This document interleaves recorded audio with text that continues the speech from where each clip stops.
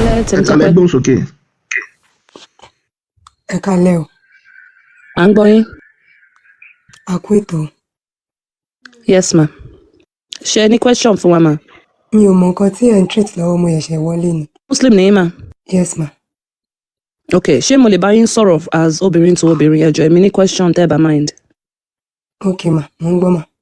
Kí ni èrè àwọn obìnrin nínú Islam? Èrè obìnrin. Yes. Nínú Islam ni mo ń sọ. So tí n bá ń sọ Islam, according to the Quran, according to the Sunnah, ṣe get Islam fúnra rẹ̀. Kí ni Allah àti Muhammad sallallahu alayhi wa sallam? Kí ni foundation wọn when it comes to women? Tó bá ti di tọ̀dọ̀ obìnrin, kí ni èrè yín, kí ni benefit yín as a Muslim? For example, jẹ́ fún yín ní benefit àpẹẹrẹ. For example, nínú Islam, one of the benefits is that a man ó lè fẹ́ up to 4 women, ṣe get. Tó bá dẹ̀ fẹ́ kọ̀ wọ́n lẹ̀ náà, ó lè ṣe verbally, ó lè ṣe tọ̀lọ́k. But obìnrin ò lè ṣe yẹn. Tóbìnrin bá dẹ̀ fẹ́ fọkọ ilẹ̀, kò lè ṣe tọ̀lọ́k. Ó máa ní láti gbé lọ sí court and everything and blah blah blah. So èmi feel bẹ́ẹ̀ ni pé differences yẹn ó wà very obvious. So tẹ́ bá lè fún wa ní bóyá 3 àbí 5 kí ni èrè obìnrin nínú Islam? Ẹ ṣé mama. Iṣẹ́ ńlá ló gbé fún mi yìí o. A very huge assignment, mama. Very huge one, mama.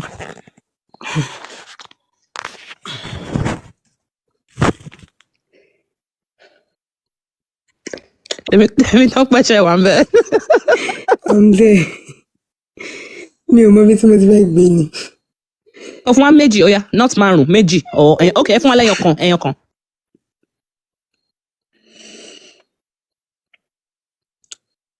Ànábì tí kí àtọ̀là ń bẹ fún sọ fún wa báyìí pé nọ́mà kò fi bẹ́ẹ̀ sí èrè kan pàtó fún obìnrin ju àsìkò àwẹ̀ lọ tí wọ́n pọ́n wa lé nítorí iṣẹ́ ládá tí à ń ṣe nínú àwẹ̀. Ṣé ẹ̀ ń gbọ́ mi? Tẹ́ bá ti ń slave fún àwọn ọkùnrin. Ṣé ẹ̀ ń gbọ́ mi? À ń gbọ́ yín mà, mo ń gbọ́ yín mà, ẹ ti list ẹyọ kan. So kò fi bẹ́ẹ̀ sí èrè kan fún wa ju pé inú àwẹ̀ tí wọ́n pọ́n wa lé pé àwọn obìnrin ò wàhálà tí wọ́n ń ṣe o lórí iná dídá fún àwọn ọkọ wọn kí wọ́n compensate wa o. So tẹ́ bá ti ń ṣe iṣẹ́ housemaid nìkan ló máa ń pọ́n yín lé. Because mama, not just in Nigeria, even ibi tẹ́mi wà yìí náà, àwọn obìnrin máa ń complain pé Ramadan period yẹn ó máa ń le fún wọn. Àwọn ọlọ́mọ máa dá iná, serve this, serve that. It's almost like you are a maid during Ramadan. So they always compensate during Ramadan because they appreciate all the work we are doing during Ramadan. Kí ló fi show appreciation wọn? Ṣó fún yín lẹ́bùn, ṣó ra nǹkan fún yín? So báwo ló ṣe show appreciation wọn? Ẹ jọ̀ọ́ ẹ fún wa ní example. Most men do appreciate their wife after the Ramadan. Lẹ́yìn àwẹ̀, wọ́n ra gift tó dáa fún ìyàwó wọn láti fi compensate wọn pé wọ́n kú iṣẹ́ ládá tí wọ́n ṣe nínú àwẹ̀ nítorí pé stress yẹn máa ń pọ̀ fún obìnrin. Àgàgà ẹlòmíì tó ní shop, á lọ ibiṣẹ́, á jí ní sàárè, á dáná, àwọn máa tún lọ school. So okay, mama mi Temitope, ṣe rí pé assignment mo fún yín tí bá fẹ́ grade ẹ̀ máa fún yín ní F-, mama. You know why? Because mo bí yín pé kí ni Allah àti Ànábì? Because ẹ̀yin sọ̀rọ̀ àwọn àfáà nísìnyí, ṣé mo pé àwọn àfáà kọ́ ló ṣe Islam yẹn gangan, because àwọn àfáà yẹn ibi tó ti ń appreciate yín kì í ṣe pé Allah ló sọ pé kó appreciate yín, they just do it, ṣe get. Nǹkan tá à ń ṣe níbí báyìí mama ni wípé tá bá fẹ́ judge àbí tá bá fẹ́ criticize Islam, a lè lo behaviour ẹni kálukú, ṣe get.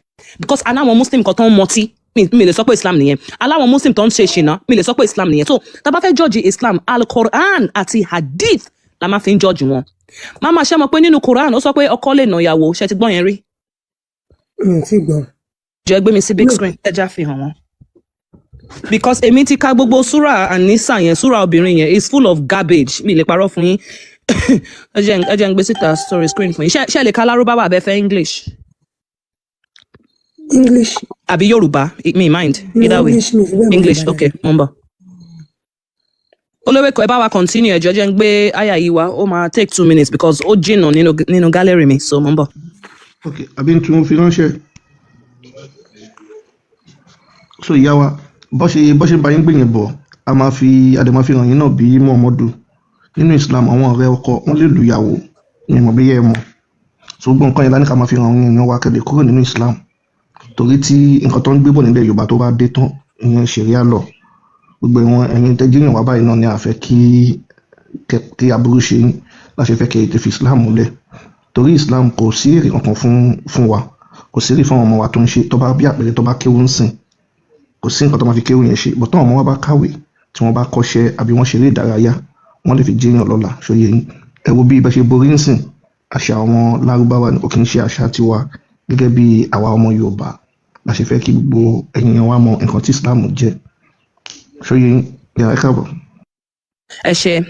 Mama Wamula, I think you look so beautiful in this hijab, but I'm also history of Funileni. I break your heart in wallahi. Now, ayatan woni Surah An-Nisa, ayah number 34. Only way koteba ti ready.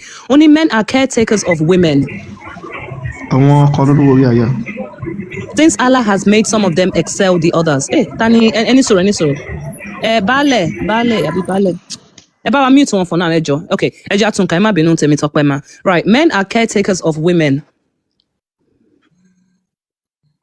Hello? No, we're going to yeah, I'm here. Okay. Only men are caretakers of women. Yeah. Since Allah has made some of them excel the others. And because of the wealth that they have spent. So the righteous women are obedient and guard the property and the honor of their husbands. With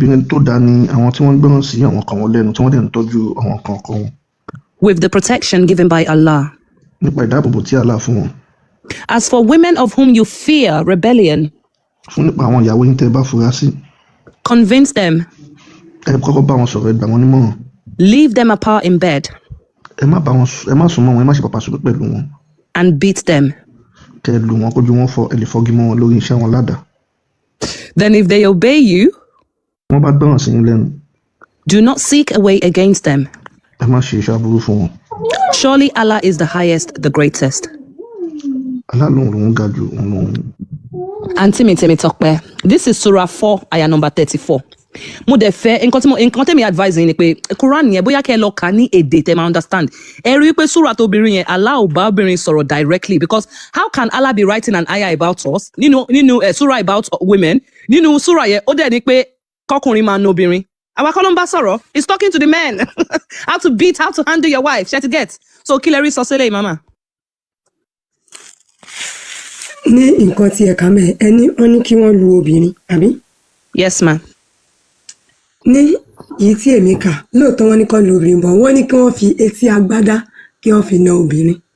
Ó yẹ ẹ ṣó wa ibo mo ti lè rí yẹn because etí agbádá ò wà nínú lárúbáwá. In fact ẹ jẹ́ ń gbé Arab friend mi wá bóyá bá wa ṣeré lálẹ́ Razan.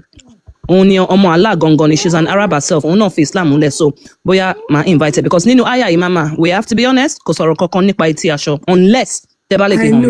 I know. Kò sọ bóyá explanation tẹ́nìkan fún yín. Nínú nǹkan tẹ́yìn kà wọ́n ní kí wọ́n lu obìnrin ni wọ́n sọ wọ́n sọ pé kán lù wọ́n ní àlùfọ́ lójú. So kí ni difference? Ẹni tó bá lù yàn fọ́ lójú ṣèbí ó lù náà bí ó fọ́gímọ́ yín lórí ó lù yín náà ṣó ti yé yín. Friends mama ṣé ẹ̀yin ò mind tọkùnrin bá náà yín ni? I don't know about you, èmi mind though, maybe you don't mind because mo feel bẹ́ẹ̀ ni pé kò yẹ kó lead to violence, ṣe get me I mind though. Èmi ò fẹ́ violence lọ́kàn.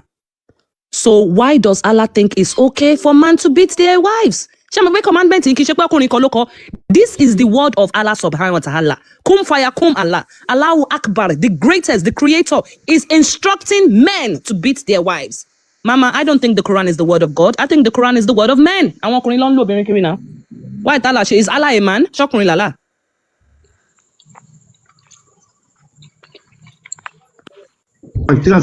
Send the request.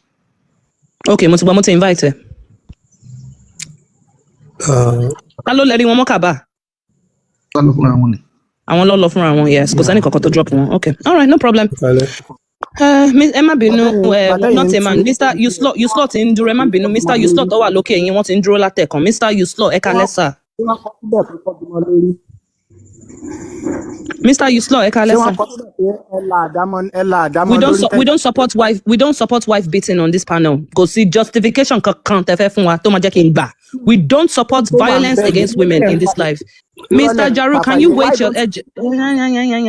Please, Ejo, ẹnìkan dúró before you. If you had some manners and some respect, ẹ jẹ́ kó sọ̀rọ̀. Allah wife, ó dàbí Mr. Yusuf ò tí ì ṣetán, ẹ lè bá Mr. Jarur fìyẹn náà sọ̀rọ̀ ṣẹ́gẹ́t ẹ ṣe.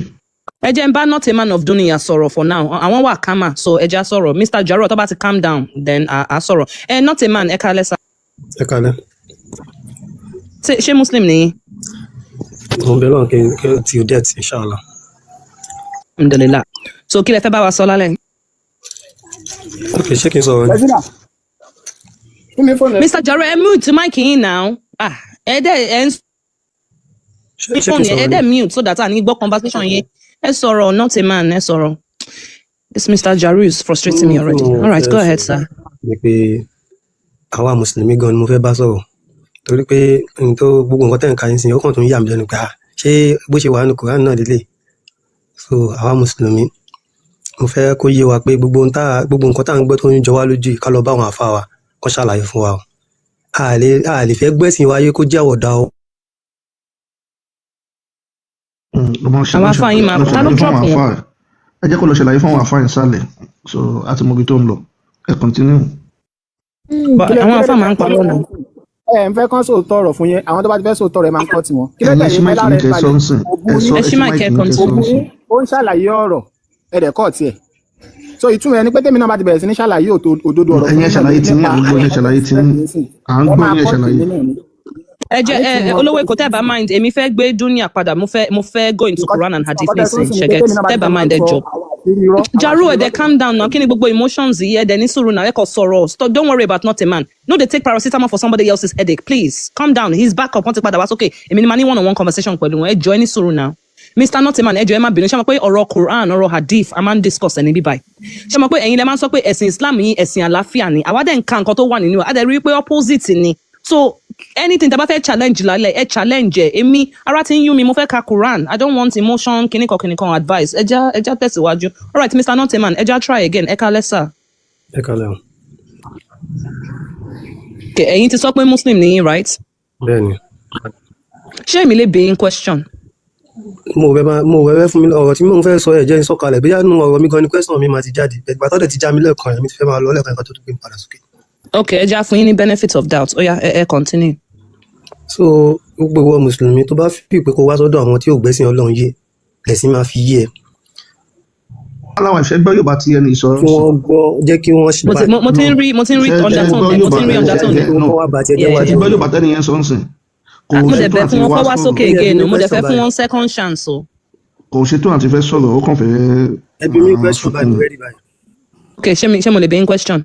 yes. ṣé kẹtọ wá sókè à ń ka àyà kan fún lady kan tọ́ṣẹ̀ drop nísìn ó sọ wípé ọkọ lè na ìyàwó ẹ̀ báwo lẹ̀yin ṣe rí yẹn sí as a man ṣé ẹ lè na ìyàwó yín. ṣé tí n bá sọ bí mo ṣe rí sí àbí bí Muhammad sallallahu alaihi wasallam ṣe ṣàlàyé fún wa èwo lẹ fẹ́ mẹ́. ẹ̀yin gangan because ẹ̀yin lẹ gba ẹ̀sìn yẹn sórí ṣe understand ẹ̀yin lẹ ń follow ẹ̀ ànábì ti kú Allah ti kú ṣe get they are not here anymore so ẹ̀yin tẹ́ ń follow ẹ̀ how does it sound to you. firstly I make mention pé ànábì ti kú mo gbà sallallahu alaihi wasallam but Allah has never there is not a human being tó máa ń kú ó máa ń fi gbogbo ìgbà ṣẹ̀ mí ni mo correct yẹn so gẹ́gẹ́ bí lórí kánà obìnrin ó ti yé kò bá làákà ìmọ̀ kódà islamically kò bá mu torí ẹ̀ lànà bí Ọlọ́run sọ ló fi jẹ́ pé gbogbo ìṣẹ̀mí ayé Rasulullah sallallahu alaihi wasallam àti ìnírí ibi tó fọ́ gbọ́ sókè báyìí kó ń lọ obìnrin rí òun dẹ̀ làwọn ń tẹ̀lé. olówó ìkọjá gbàdé fi yẹn síta ibi tó ti lu Aisha. àwọn ọ̀rẹ́ ẹ̀ tún máa ń lu ìyàwó ẹ̀ dáadáa so aláwọ̀ ẹ̀ ṣe kàṣẹ́ báyẹ̀ ká kọ́ ká bí àwọn ọ̀rẹ́ ẹ̀ ti lu ìyàwó ẹ̀ tá tó lọ gbébi tí ó ti lu Aisha jáde. ẹjọ́ Sahih Muslim 1478 jáde Sahih Muslim 1478. All right. Okay. Alhamdulillah. Ẹ lè lọ check authentic kini ẹ is sahih. Àwa ń ṣe dọ̀yì fún mi báyìí. In fact, à ń fi bẹ́ẹ̀ ṣe Hassan. Alhamdulillah, everything is sahih here. Now, Sahih Muslim 1478. Excuse me. Jabir bin Abdullah reported. Jabir bin Abdullah ń gbé wá débẹ̀ pé. Abubakar. ẹ má tu ẹni tó kàwé ló wà ń bẹ̀ I'm learned. ẹ má tu. ẹ pa máìkì. No. It's because of Yoruba. You know we are doing English and Yoruba. Not everybody can speak English. Okay, ẹ kà fúnra ara yẹn jẹ́ kó kà fúnra ara wọn. no aláwọ̀ ìfẹ́ ní sùúrù kò lè control wa ipa máìkì yín bá ṣe ń kà fún èèyàn wọn tó wà nínú. It's not just for you there's 900 plus people in here it's not just you. pa máìkì ẹ. ẹ má dá sí rough now kí ló ń ṣe bọ̀bọ̀ ẹ̀. mo kàwé náà. olówó èkó mo ìbá ti respect the decision yín lẹ́ẹ̀kan yẹn mo ti rò pé it's going to be you know. Are you interpreting English for me? We are interpreting because this is a Yoruba platform. they try as much to Why speak are you Yoruba now here. reading in English? And Why don't you secondly, leave that there are Yoruba out? 900 and oh my What's the goodness. Can you let me, you know what? Thank you for coming, sir. Me bati, me mo de be ni pe ko bring him back up. Olowe ko, me bati trust the judgment in ẹ má bínú. Mo kàn ní ká try again, but clearly is not ready. Mo de ní kẹ́ ká fúnra yín ẹ dẹ̀ fẹ́ ká. It's not by force, no problem. Mr. Jarur. Okay. Abubakar, may Allah be pleased with him, came and sought permission to see Allah's messenger. Abubakar wá sílé Muhammadu, ó fẹ́ gba ààyè láti rí Muhammadu. He found people sitting at his door. Ó rí àwọn èèyàn tí wọ́n jókòó sẹ́nu ọ̀nà ilé Muhammadu, wọ́n ń ṣe àlìmáńjèrè. And none among them had been granted permission. Muhammadu kò gbà káwọn ará bí yẹn wọlé torí àwọn ní orí nǹkan jẹ. Muhammadu kan bí ń pa. But it was granted to Abubakar and he went in. Muhammadu bá gbà ká Abubakar wọlé, Abubakar wọnú ilé Muhammadu. Then Umar came and sought permission and it was granted to him. Ìgbà tí Umar náà dé, wọ́n jẹ́ kí Umar wọlé. And he found Allah's apostle sitting sad and silent with his wives around him. Nígbà tí wọ́n wọlé Muhammadu jókòó pẹ̀lú ìbànújẹ́, ìpayín kékeré, orí burúkú, àdánù, àtìṣe àti òfò ti bá Muhammadu nígbà tó rí. Umar said, I would say something which will make the prophet laugh. Wọ́n bá sọ pé àwọn máa sọ nǹkan tó máa pa Muhammadu lẹ́rìn-ín torí ó wà nínú ìbànújẹ́. So he said, Oh Rasulullah, Muhammadu, òjíṣẹ́ Allah, I wish you had seen the treatment to the daughter of Khadija when you asked me some money. ṣó rántí nígbà bí mo ṣe bẹ́ẹ̀ ṣe Khadija ìyàwó ẹ̀ tí mo bẹ́ẹ̀ ṣe nígbà tó béèrè owó, ṣó rántí mo ṣe bẹ́ẹ̀ ṣe bíyà. And I got up and slapped her on the neck. Ṣẹ̀rí nínú Islam, ọ̀rẹ́ ọkọ lílu ìyàwó tóun dìde tóun fún Khadija ní mọ́rò, pa òun fún mọ́rò, Khadija jẹ mọ́rò. Allah's messenger laughed and said, Muhammadu wá rẹ́rìn pé Abubakar bàbá ńlá rẹ̀ ní ìrántí ó ṣe lu ìyàwó mi pa. They are around me as you see, asking for extra money. Ó ní wulẹ̀ kó wẹnu ọkọ báyìí sìn, àwọn Aisha, àwọn Afusa, àwọn Okun Salamu, àwọn lọ́jọ́ kó tí ń lọ ń béèrè lọ́wọ́ mi. Olóṣìlẹ̀ ló ń gan òun ò ní gà Muhammadu ló ń sọ bẹ́ẹ̀. Oh, Abubakar then got up and went to see Aisha and slapped her on the neck. Àwọn obìnrin má jìyà ní Islam o. Abubakar bá dìde bóyá lọ fún Aisha ní mọ́rò nìyẹn, wọ́n béèrè lọ́wọ́ Muhammadu pápá bó ṣe ń fún mọ́rò nìyẹn in chicken voice, DJ chicken. Ojú Aisha wà lẹ́tọ̀ọ́. Umar stood up before Hafsa and slapped her. Umar náà bá dìde bá lọ bá Hafsa, ó bá ń fún ní mọ́rò pápá, ó bá ń saying, you ask Rasulullah something he doesn't have. Ẹ ń béèrè ìwú lọ́wọ́ Muhammadu torí pákó ṣe olórí burúkú kò ní gá kò ní go ni àwọn afáàmà ní kẹlẹ́ máa ka láìla 99 kúlẹ̀ aláwọ̀ méje kẹ lówó lọ́wọ́. Muhammadu gan tó mú wá kò ní wọ́n nira lápò, orí burúkú ti bá. They said, by Allah, we do not ask Allah's messenger for anything he does not possess. Àwọn ìyàwó yẹn bá ń kí bàbá ọkọ mi ẹ̀ dẹ̀ máa wo àbèrè ìwú lọ́wọ́ Muhammadu, àmọ́ pákó ṣe olóṣì olófo ni àmọ́ àbèrè ìwú lọ́wọ́ ẹ̀. Then he withdrew from them for a month or 29 days. Muhammadu bá jáwọ́ bá yọ pájọ sẹ̀ pé òun fẹ́ wọn fún oṣù kan gbáko, Kùránì bá sọ̀kalẹ̀. After one only people are Allah be pleased to slap her on the neck. Then he withdrew from them for a month or 29 days. Then this verse was revealed. Then this verse was revealed. Prophet, say to their wives, say to thy wives, for a mighty reward. He then went to Aisha and said, I want to propound something into you, but wish no hasty reply before you consult your parents. She said, Oh Rasulullah, what is that? He, the prophet, recited to her the verse. Whereupon she said, Is it about you that I should consult my parents, Rasulullah? Nay, I choose Allah, His Messenger, and the last abode. Okay,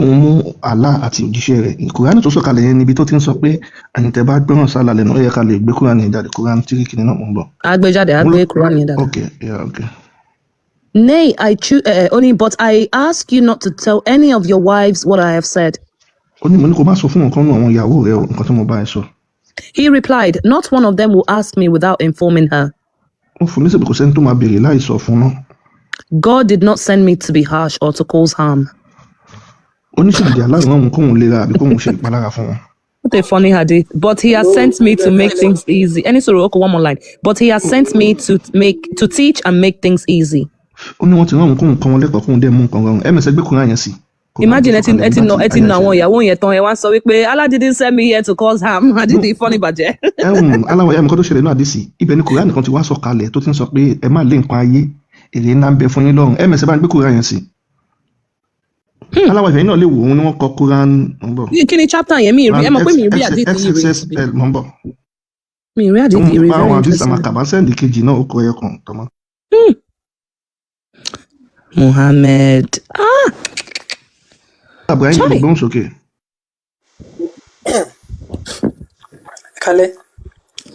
Ẹ kálẹ́ o. Ṣé what about Mr Jarur? Wọ́n ti ń dúró. Mi bọ̀ bí Mr Jarur fẹ́ sọ̀rọ̀. Ẹ jẹ́ kí Mr Jarur sọ̀rọ̀ rẹ̀. Ẹ má bínú Mr Ibrahim. Jarur ṣé Rahman ẹ má bínú tí mi Rahman or Rahman ẹ kálẹ́. Àwọn tí ń dúró látẹ̀kọ̀ wọ́n ti fẹ́ sọ̀rọ̀. Ẹ má bínú Ibrahim 1 second ẹ jọ̀ọ́. Jarur ṣe fẹ́ sọ̀rọ̀ ẹ gbóhùn sókè o. If not, bóyá ká bá Mr Ibrahim sọ̀rọ̀ tẹ́ ẹ bá sí ń bẹ̀. Máa fún 10 seconds tí wọ́n bá sọ̀rọ̀ then Mr Ibrahim ẹ̀yin lè ṣí mic 9, 8, 7. Okay, wọ́n ti ṣí mic. Mo fẹ́ sọ lórí this hadith òun ni pé there is history behind this hadith lélẹ̀ ìtẹ̀yìn ò mọ̀ even bí mo ṣe kéwú tó ìmọ̀ mi ò débẹ̀ kẹ́ ẹ lè mọ̀ pé ṣe lè fún wa ní history ẹ̀ tẹ́ ẹ bá mind so that ẹ fún wa ní proper context bóyá misunderstanding títí wa ní ṣe understand so kí ni history tó wà behind hadith yìí ẹ ṣe sá. Ẹ̀gbọ́n nǹkan tí mo sọ fún yín ni inú history tó wà behind it kákan sáré glance to it òun ni pé gbogbo ó nà níbi nínú Arabic transformation mẹ́rin. Wọ́n fún mọ́gò lọ fún ṣé ká gbé Arabic ẹ̀ jáde mọ́gò lọ fún ṣé ká gbé Arabic ẹ̀ jáde. Kò síbi ká ti sọ yí pé ó nà ń bẹ̀ ṣé ń gbọ́ mi. Ṣé ká gbé Arabic ẹ̀ jáde ẹ má máa sọ ẹkùn fún wa lẹ́rìí ni ẹ má fẹnu ṣàlàyé. Kí ni English tó fi sọ yí pé ó nà ń bẹ̀ yẹn.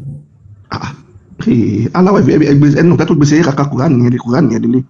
Kùránì tí bẹ́ládì sí yẹn tó lọ rẹ̀ aláwọ̀ ẹ̀fẹ́ yẹn jẹ́ àkà. Okay, so nǹkan tó ṣẹlẹ̀ kí àyà yẹn tó jábọ́ nìyí. Mashallah. Ó ní prophet. Ìwọ Muhammadu. Say to your wives. Sọ fún àwọn ìyàwó rẹ̀ ẹ̀ṣẹ̀ tí ń bá lọ ẹni bá bá dì sí yẹn lọ. Tọrọ ń bí lówó. If you desire the life of this world and its luxury. Tẹ́ ẹ bá ti fẹ́ ràn wọn nǹkan ayé ẹ fẹ́ wọ ṣe fẹ́ ṣoge ẹ fẹ́ ṣàṣe gbogbo ẹ fẹ́ ṣe bó ṣe ń lọ. Then come. Wow. I will give you a suitable compensation for divorce and let you go graciously. Wọ́n máa fún yín ní ìpínyà tó dùn, wọ́n á fún yín ní ìpínyà, wọ́n á kọ̀ yín sílẹ̀. So ibẹ̀ yẹn ti yé yín. So Mohammed olówó ń jọ yẹn àbí. No, ó ṣe kọyọ kan kò tí ì tán next one ṣì wà ń bẹ̀. Ìfẹ́ ká bàbá ìtì ẹ̀ka lára bí. Last one ni méjèèjì ni. But if you desire Allah and his messenger. Àmọ́ tó bá kó Allah àti òjíṣẹ́ rẹ̀ jẹ. And the everlasting home of the hereafter. Lẹ́yìn ayé yìí ilé ayérayé wà fún ẹ o. Then surely Allah has prepared a great reward for those of you who do good. Dájúdájú Allah ti ṣe ètò gbogbo nǹkan dáadáa lẹ̀ fún yín. Nǹkan tí mo mọ̀ tún jẹ́ kó yé wọn bẹ̀rẹ̀ tó bá béèrè owó lọ́wọ́ ẹ̀ ó rẹ̀ láti sọ fún wọn máa kọ̀ wọ́n lẹ̀. Àwọn ìyàwó méjì tẹ dárúkọ iṣẹ́ máa bá ṣe jẹ́ ṣá. Ẹ má ṣàfihàn aláwọ̀ ìfẹ́ gbé Arabic sí. Aláwọ̀ ìfẹ́ gbé Arabic sí. Àwọn ìyàwó àná ok ẹ máa ka Lárúbáwá ẹ̀. Àwọn ìyàwó méjì tẹ náà iṣẹ́ máa bá ṣe jẹ́ ṣá. Ṣé mọ̀ pé Aisha ọmọ Abubakar tó dé yẹn ni ṣá. Khadija náà ńkọ́ Khadija náà ńkọ́ ẹni sùn Khadija ńkọ́ ṣọmọ Abubakar náà ní Khadija tó nà ẹ tí ìdáhùn Khadija tí wọ́n nà náà ṣọmọ Abubakar. Mọ̀pọ̀ náà kínní náà bíbá iná. Wọ́n fẹ́ fobìnrin náà ẹnu Khadija náà. No Abubakar ló nà ẹ tí ẹ bá wà lọ bá ṣe ń ta nǹkan gan. Abubakar ló nà Khadija ni. Bàbá tẹ bá kàkí yẹn ó rán mú ọmọ jù létí nígbà tó lọ. MS Jarur ẹ̀ka kìíní ẹ̀yìn ẹ̀ka aláwọ̀ ẹgbẹ́ English ẹ̀ sí ká fi ibi tí Abubakar ti lóhùn nà Khadija àwọn gbá etí ẹ̀ sí. Ẹ̀ka ibi tí Abubakar ti gbá etí Khadija sí. Ó rán létí nígbà tó san etí. Bóun ti gbá etí ẹ̀ gbé síbẹ̀ bóyá fún mọ́rọ̀. Online, any suggestion? Sorry, I would say something. Blah, blah, blah. Nítorí òun fẹ́ pa Muhammadu lẹ́rìn. Okay, mo ń bọ̀. Ó ní pé I would say something which will make the prophet laugh. Ẹ máa gbọ́, ó ní òun máa sọ nǹkan tó máa pa Muhammadu òjíṣẹ́ Allah lẹ́rìn. So he said, Rasulullah. Ó wí pé Muhammadu òjíṣẹ́ Allah. I wish you had seen the treatment to the daughter of Khadija when you asked me some money. Ṣé gbọ́, ṣé o rántí bóun ṣe bẹ́ẹ̀ ṣe Khadija nígbà tó béèrè owó? Ẹ máa gbọ́ bíbẹ̀ yẹn o. Kí ló lóun fún? Sorry, line yẹn confusing me. And I got up and I slapped her on the neck. Ó lóun dẹ̀ dìde òun dẹ̀ fún ní mọ́rò pa òun dẹ̀ gba etí ìyàwó Muhammadu. daughter of Khadija náà kọ síbẹ̀ kì í ta ni daughter of Khadija ẹ yẹn máa gbọ́ kó gba létí fún kíni ta ni daughter of Khadija yẹn tẹ́ ẹ mọ̀ ó gba létí fún kíni ẹ̀ tí kọ́kọ́ dá wa lọ ẹ máa gbọ́ a máa sọ daughter of Khadija a máa sọ Hafsa a máa sọ Aisha ó gba létí fún kíni sẹ́ àní ẹni sùúrù ta ni daughter of Khadija ẹ tí ẹ máa gbọ́ ẹ kọ́kọ́ ó gba létí fún kíni ó gba daughter Khadija létí o Hafsa o Aisha o kí ló gba létí fún. ẹ mọ̀ ó túmọ̀ sí pé nínú Islam ẹ máa gbọ́ àwọn àti bọ́pá àmọ́ nínú Islam ọ̀rẹ́ ẹ̀kọ́ lè nà ìyàwó ẹ̀ tí kápò lórí yẹn Aisha tẹ ní wọ́n lọ nà ṣe mọ̀ pé bàbá ẹ̀ ló wọlé lọ bá wí pé ó ń dààmú ọkọ ẹ̀. a lè fi ibi tán nà bí gangan ti nà ànábì fúnra rẹ̀ nà Aisha. ok aláwọ̀ ẹ̀fẹ́ mọ̀kọ́ tẹ́ni tí wọ́n fẹ́ ṣe ok jẹun ṣe mọ̀ pé bàbá ẹ̀ ló lọ bá wí àbẹ́yìn ò mọ̀ pé Mr. Ramon nǹkan tí mo fẹ́ sọ ń sìn ni pé Abubakar ṣùgbọ́n rẹ̀ Muhammadu so ẹ ti yí sí pé ó na ọmọ ẹ ní àbí òkè àti gbọ́ bàbá ìyàwó ẹ̀ ẹ máa gbọ́ ẹgbẹ́ ibi tí Muhammadu ti na Aisha síta ẹjẹ́ àká. Muhammad fúnra rẹ̀ no problem bàbá ìyàwó ẹ mọ̀ pé nǹkan tó fẹ́ fi show yìí ni wípé nínú Islam ọkọ lè na ìyàwó rẹ̀ so nǹkan tá fẹ́ kọ́kọ́ show nìyẹn now a máa fi ibi tí. bàbá lọ bá ọmọ ẹ̀ wí pé ó ń dààmú ọkọ ẹ̀ wípé ntọ́kọ ẹ̀ fún kò tẹ́ lọ́rùn ní tó ṣẹlẹ̀ ń bẹ̀ yẹn nìyẹn. ṣe fẹ́ kàn lárúbáwá kẹ́ ẹ tú fúnra yín. kí ni ẹ ti kà á nà ń ṣàbùbákìrì kan ló bí Aisha mọ́ ni so kí là ń argue pẹ̀lú ṣebí Aisha fẹ́ ànábì àbí kò fẹ́ ànábì ṣebí ìyàwó ọgbà ẹ má gbé lọ sí aspect yẹn gbé lọ sí aspect pé bàbá Aisha wọlé wá bá Aisha wí pé no problem nílé tí gbogbo àná ṣe nílẹ̀ Yorùbá pé no problem ẹ filẹ̀ Yorùbá lẹ ó tó yí lọ. kálẹ̀.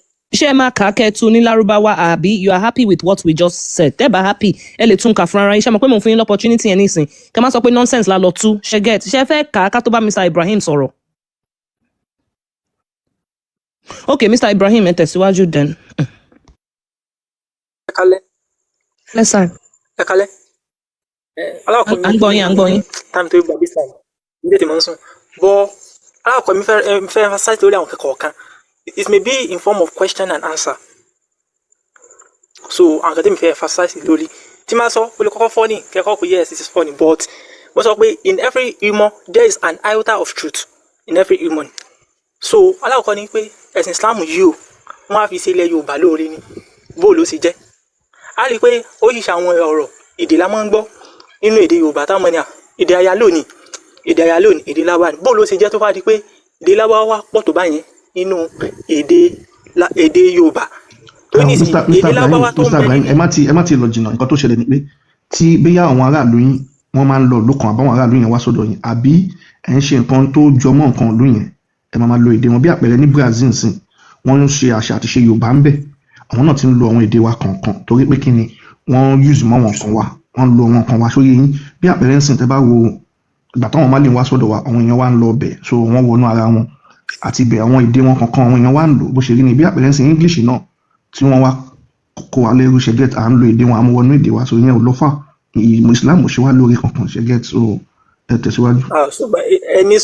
ẹni sùúrù àìpé mi ṣe kínní ètè mi ń sọ I'm saying mo kọ́ sọ pé in every human there will always be an iota of truth that is the first thing. ìlójú ìtẹ̀kọ̀sọ yẹn ní tẹ̀lé sọ̀kan míì ẹ get nípa èdè mo lè ṣàlàyé fún níbi ẹ̀sìn máa ń jẹ́ èmi ní tí mo fẹ́ mú wá ní evidence ẹ jẹ́ kí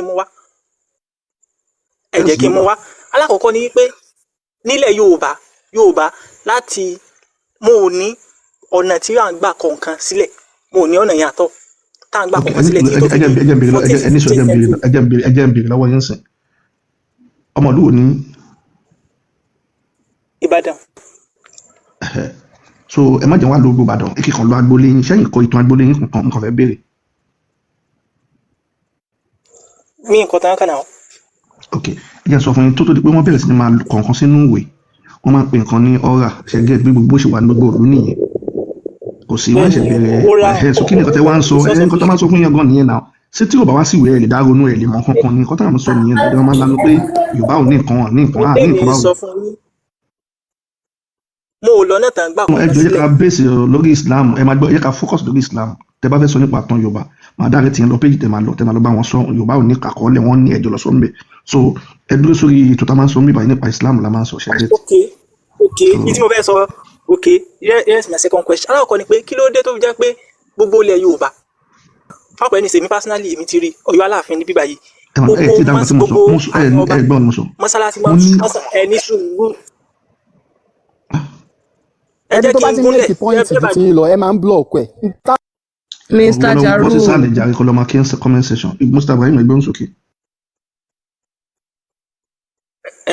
So alákọ̀ọ́ ni pé kí ló dé tó fà tó fi jẹ́ pé ẹ ṣe ẹni pé okay o ẹbọ ní káwọn wa máa ṣe ẹbọ okay àwọn ọba ayé ìjọ yẹn kí ló fà tó fi jẹ́ wípé mo yẹ ṣe kọ́lé òòṣà tí tòsí ààfin ọba tó fà jẹ́ wípé gbogbo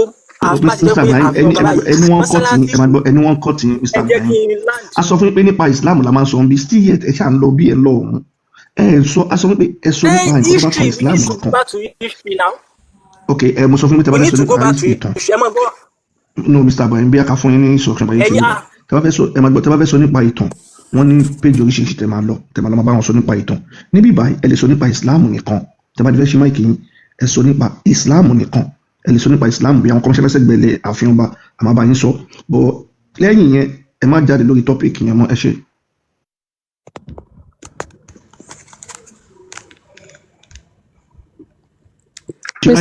Mr Ibrahim ẹ jọ̀ọ́ náà ẹ jẹ́ kíkiní ìdán. Okay, but I pass èmi prefer tó yẹ pé okay bóyá kódà kó jẹ́ pé ìsọkúsọ máa sọ ẹ ti jẹ́ kí n kọ́kọ́ sọ tẹnu tèmi fódà the time I'm just saying ó yẹ kí n ti gbà pé mo ti sùn mo ti ṣe tí màá ṣe pé. ó dàbí aṣọ pé nǹkan tá a máa sọ bí nípa Islam ni ẹ ń lọ bomi ìyá àlè máa wò yín náà a ní Islam la máa sọ bí ẹ ń lọ bomi what I'm saying is related to Islam o kò yẹ sí bí àǹkan tí o. no ẹ máa gbọ́ kò yẹ sí bí àǹkan tí o related to Islam alákọ̀ọ́kọ́ ẹ máa gbọ́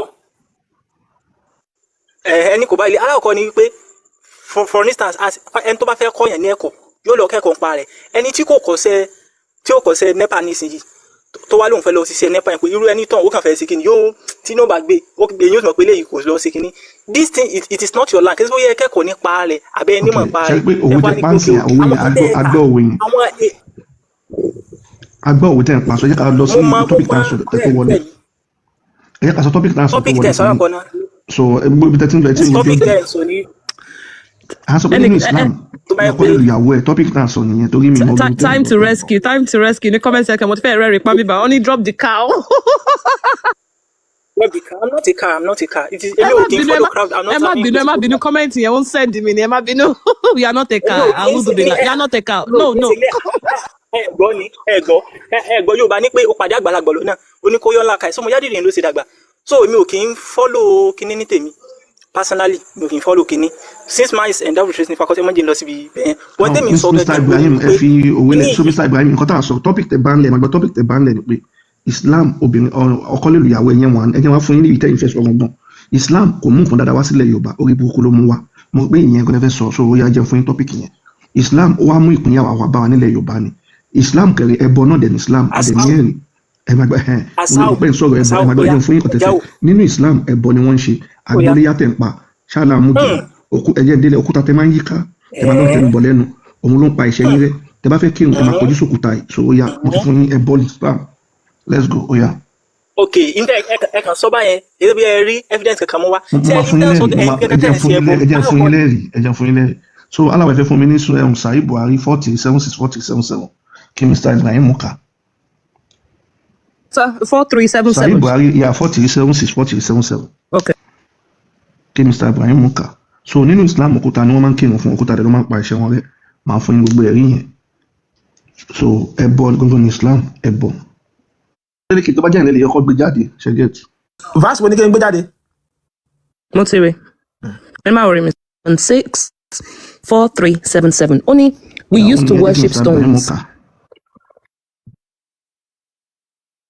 ẹ rí i pé èmi kọ́ mo ní kí ẹ̀yin lẹ́sẹ̀ fẹ́ mọ evidence wọ́n ẹ mú wẹ̀ ká ẹja gbọ́. Narrated by Abu Raja al-Utaridi. Abu Raja ṣàlàyé pé. We used to worship stones. ṣe ń gbọ́ àwọn Muslim wọ́n máa ń bọ òkúta. And when we found a better stone than the first one, tí wọ́n bá rí òkúta mi tó dájú ti tẹ́lẹ̀ lọ. We would throw the first one and take the latter. wọ́n máa ju òkúta àti tẹ́lẹ̀ náà wá mú ìmí. But if we could not get a stone, àmọ́ tí wọn ò bá rí òkúta mi.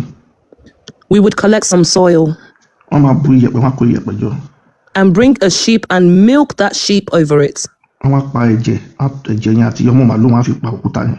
and perform the tawaf around it. ṣe àgbọ̀ wọ́n wá máa yí òkúta yẹn ká wọ́n yìí ṣe Mẹ́kà lénìí. When the month of Rajab came, tí oṣù kan tó ń pè ní oṣù Rajab bá ti dé, we used to stop the military actions, wọ́n máa dá gbogbo ibùkún ìjà tó máa ń jà kiri wọ́n dá dúró. calling this month the iron remover.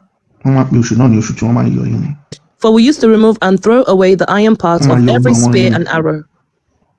wọ́n á yọ ọgbà wọn tó wà lára Kábà wọ́n yìí ṣe dé ni. When the prophet was sent with Allah's message, nígbà tí Muhammadu dé tó ní Allah rán òun ṣe, I was a boy working as a shepherd of my family camels. ó lóun jẹ́ ọmọdé tó ń ṣiṣẹ́ iṣẹ́ darandaran. When we heard about the news about the appearance of the prophet, nígbà tí Muhammadu yọ, we ran to the fire, i.e. Musalaima al-Kadab. wọ́n làwọn bẹ̀lú náà sọ ẹ́ lè gbóhùn sókè. so evidence nìyẹn aláwọ̀kọ́ sẹ́ni kódà àdìs bẹ́ẹ̀ jẹ́ pé kódà mi ì kárí mi ì gbọ́ rí gbogbo ohun tí ó sọ yẹn àsìkò gba jahiliya ni tá a máa pé jahiliya it is state of ignorance. Ẹ má bínú, Mr. Ibrahim, ẹ má bínú. Tẹ́ bá sọ wípé there was a period of ignorance. Year wo ni Islam bẹ̀rẹ̀? Question yẹn wà very important, sir. Tẹ́ ẹ bá mind. Ìgbà wo ni Islam bẹ̀rẹ̀? Because tẹ́ bá sọ wípé there was a period tó yẹ pé àwọn èèyàn they didn't know, period of ignorance, jahiliya bẹ́ẹ̀ ṣe máa ń pè é. So ìgbà wo ni Islam fúnra rẹ̀ gan bẹ̀rẹ̀? Islam ti bẹ̀rẹ̀ tipẹ́ náà. Àtòlí ànábì Adam. Which year? So year wo ni sir ẹ jọ̀ọ́? I personally cannot say that this is it, but it has been in existence. Not láti ayé ànábì Adam, that is Islam. Tó yá ànábì Adam, Islam ló ṣe. So tẹ́ bá sọ wípé ẹni sùúrù olówó ẹ má bínú. Ibi tí kò ti make sense nìyí wípé okay, now Adam and Eve yẹn àwọn èèyàn àkọ́kọ́ ni sheget, they are the first man, first human according to your story of Islam. Now tẹ́ bá ń sọ wípé period of jahiliya ta ló wá bí before Adam tó bá jẹ́ pé Adam ti ń ṣe Muslim already. Nobody comes before Adam. So which kí ló ń jẹ́ period of jahiliya then? A state of ignorance by Arab before the advent of Islam. Before the advent of Islam, when did Islam start? Yeah. Islam has been in existence.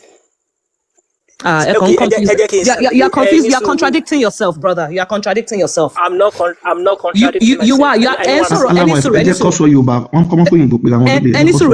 period jahiliya. Yeah. At the same time, everyone sọ wípé Ànábì Adam pé Mùsùlùmí ni. So àwọn wo ló wà ní period jahiliya yẹn gbà yẹn? Alákọ̀ọ́kọ́ ni wípé Islam wọ́n ti ń ṣe ní gẹ́gẹ́ ṣe sọ wípé èmi ni Káàbà ẹ òsànà bọ́m̀bẹ̀ nìkan nígbà tí ò sáwọn ọmọ kan lé mọ́ làwọn máa lè níwájú kí náà lọ bẹ̀rẹ̀ sí ní máa sí kí ni ká sọ di lóòsà ká kó òsà wọ̀bẹ̀. So olówó ikọ̀ customer ni yìí o. ok ọlọ́run ṣe máa ṣe kí ni yóò tó bá sọ àbí kan yóò ṣe kí ni yóò tún sọ mi kalẹ̀ láti lọ kìlọ̀ fáwọn èèyàn kì í ṣe wípé bóyá tó bá yẹ pé ẹbọ ó bẹ̀rẹ̀ ní láti nígbà tí ànábì Nuh alayhi salatu wasalam ayé ànábì Nuh ni wọ́n ṣe kíni lọ́lọ́run gbé ànábì Nuh dìde òun ni first prophet tí ó kọ́kọ́ jíṣẹ́ pé ẹ má ṣe kíni ẹ má ṣe ẹbọ mọ́ tí ó kọ́kọ́ jíṣẹ́ ní tẹ́mi wá ń sọ ní pé ẹbọ tẹ́ǹsì gangan òórùn ni wàláì tó bá yẹ pé ẹbọ yìí sóòrùn ilé òòṣà mélòó ni wọ́n kọ́ sí. ẹ má bínú ṣebí Adam ẹ má bínú ẹni sọ̀rọ̀ Mr. Ibrahim, we are everywhere right now. Mo feel bẹ́ẹ̀ ni pé gbogbo lè understand the content so ẹ jẹ́ ṣe one after the other. Ta ni mùsùlùmí àkọ́kọ́? Ànábì Adam. Ó yẹ prove ẹ̀ fún wa. Kí n prove ẹ̀ as how? Nígbàgbọ́ nígbàgbọ́ kódà nígbàgbọ́ pé okay there is someone bearing Adam so kí bá ní kílẹ̀ fẹ́ nídìí náà. Ẹ mọ̀ pé tí máa ń ka Spider-Man storybook náà kì í ṣe pé lóòótọ́ ni pé mo nígbàgbọ́ pé Spider-Man exist but mo enjoy story yẹn. Tí n bá ka ẹni sùúrù tí n bá ka Batman story náà kì í ṣe pé mo gbàgbọ́ nínú ẹ̀ I just enjoy the story. Mr. Ibrahim, I don't need to believe to ask you for proof ṣe get because nínú theology ti sẹ́yìn nìkan láti ń gbọ́ pé Adam Muslim ni tẹ́ bá bí àwọn Christian tó jẹ́ pé ìwé wọn ti ṣáájú tẹ̀yìn wọ́n máa sọ pé Adam is not a Muslim ṣe get in fact wọ́n tẹ̀lé pé Adam gan ni Christian because Christianity ò ti bẹ̀rẹ̀ ńgbà yẹn ṣe get so ẹ fún wa ní proof pé Adam ni first Muslim ẹ jọ nínú Quran àbí nínú hadith ẹ ṣe. aláwa ìfọ́dà pé nìyí kò ní mọ̀ púpọ̀ àwọn nípa Islam. tó bá yẹ pé yẹn that should be a research one. For now, I don't have any evidence for that. You don't have any evidence. So let Ejama make a claim without evidence. I don't like that. So for now, I'm going to dismiss that claim, if you don't mind. What's the purpose tí mo fi wá síbí báyìí? So Allah wife ẹjọ́ ẹ bá mi gbé nǹkan kan sí mo fẹ́ kó mọ̀ pé ẹ bọ ní Islam ẹ gbé Jami àti mid 961 wọ́n ti ń lọ wọ́n ní lera ẹ jẹ́ kó máa lọ ẹ yẹ kó lọ káwọn yẹn kọ́ mọ̀ ẹ bọ ní Jami àti mid 961 CEO ẹjọ́ Jami àti mid 961 961 okay. ó kí gbogbo lé o àkóètè látàárọ̀ o. ìyá ẹ̀ka bọ̀ so kò bá lọ torí nǹkan tí wọ́n ti kó sí wọn lórí tó máa ń sọ nílé ike òun náà lọ sọ ó ń sọ nǹkan kan ní gbogbo mọ́ṣáláṣí ilẹ̀ Yorùbá pé ààfin ọba wọn máa kọ́ mọ́ṣáláṣí sẹ́gbẹ̀ẹ́ pé kí ló dé tí ó sì lé òòṣà ń bẹ̀ nǹkan táwọn àfáà ń sọ fún lòun náà wá sọ ń ta ó wá ní adẹ̀fẹ̀ kó mọ̀ pé ẹ bọ gan ní Islam so. Okay, Jami al-Timridi 961 Ibn Abbas narrated that Abbas ṣàlàyé pé the messenger of Allah said about the black stone. Muhammadu ṣàlàyé nípa òkúta dúdú. By Allah, Allah will raise it on the day of resurrection. Ó ní Allah máa gbé òkúta ìgbèrè tó bá di ọjọ́ ìdájọ́. With 2 eyes by which it will see and a tongue that it will speak. Wọ́n ní òkúta yìí máa ní ojú máa ní àwọn tá a máa sọ̀rọ̀ pé Rashidi olúwo ọmọ àlè ó fọwọ́ kàn mí. Testifying to whoever touched it in truth. Òkúta yẹn máa dìde ó máa grow lips. Abẹ́rẹ́ àwọn abọ̀kúta.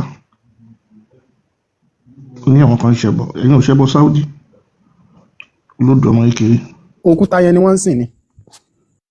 Òkúta ló ń sìn náà ṣẹ́ẹ̀rì ni òkúta làwọn Mùsùlùmí ń bọ̀ náà. Wọ́n á bọ òkúta kí ni prove pé wọ́n ń bọ òkúta ń bẹ̀. Àṣẹ bóun la gbé síta yìí so ok ẹ̀jẹ̀ ṣe báyìí aláwọ̀ ẹgbẹ́ súnà ní sáìsì 2919 súnà ní sáì tẹ bá ti ka ìyẹn tó ẹ máa dá òkúta ilé ìsìpadà òkúta náà nìyẹn. Kí lẹ sọ elówó ẹ̀kọ́ ẹ má bínú kí lẹ sọ. Súnà ní sáì 2919 òkúta lẹ ń bọ̀ náà Mr Jarur tẹ bá fẹ́ kírun ẹ máa kọjú òkúta yẹn tẹ bá lọ Mẹ́kà ẹ máa yí òkúta yẹn ká ẹ máa tẹnu bọ̀ àbọ̀ òkúta ní ìjàmbá. Wọ́n á bọ òkúta Ọlọ́run Allah ni wọ́n ń bọ̀ wọ́n là ń jọ́sìn fún. Ṣé mo pé ṣìgìdì làlá àná mi mọ̀ bí ẹ mọ̀ ṣìgìdì eré làlá. Bóyá Allah ti yín nìyẹn Allah ti wa ọba tó dá sánmọ̀ tó dálẹ̀ tó dá gbogbo nǹkan tí kò ọba tó dálẹ̀ tó dá sánmọ̀ tó dá gbogbo nǹkan tí kò ní láíláí. ibo làlá àti jọba ọba làlá àti jọba aláàfin jẹ́ ṣìgìdì ni olúwa lè kábà ni ó dáyé lọ́jọ́ ẹ mọ̀ kọ́tẹ́ ń sọ. kí ni n tó ń pè ní ìjọba ṣe bẹ́ẹ̀ tó bá ní kápá lórí nǹkan lọ́ba àbí nínú èdè Yorùbá ìjọba ẹni tó ní kápá. Jarur wọ́n ti bá yín gbé jáde ṣe máa kà wọ́n ti bá yín gbé jáde òkúta tẹ̀wọ̀ lílé wọ́n ti bá yín gbé jáde. ok mo ń gbọ́ ẹ tún fún wa ká gbọ́ nǹkan tó sọ. mi ò rí kó clear dáadáa because ó tiny. Zoom ẹ̀yin nù sona.com ń jẹ́ kéèyàn zoom in.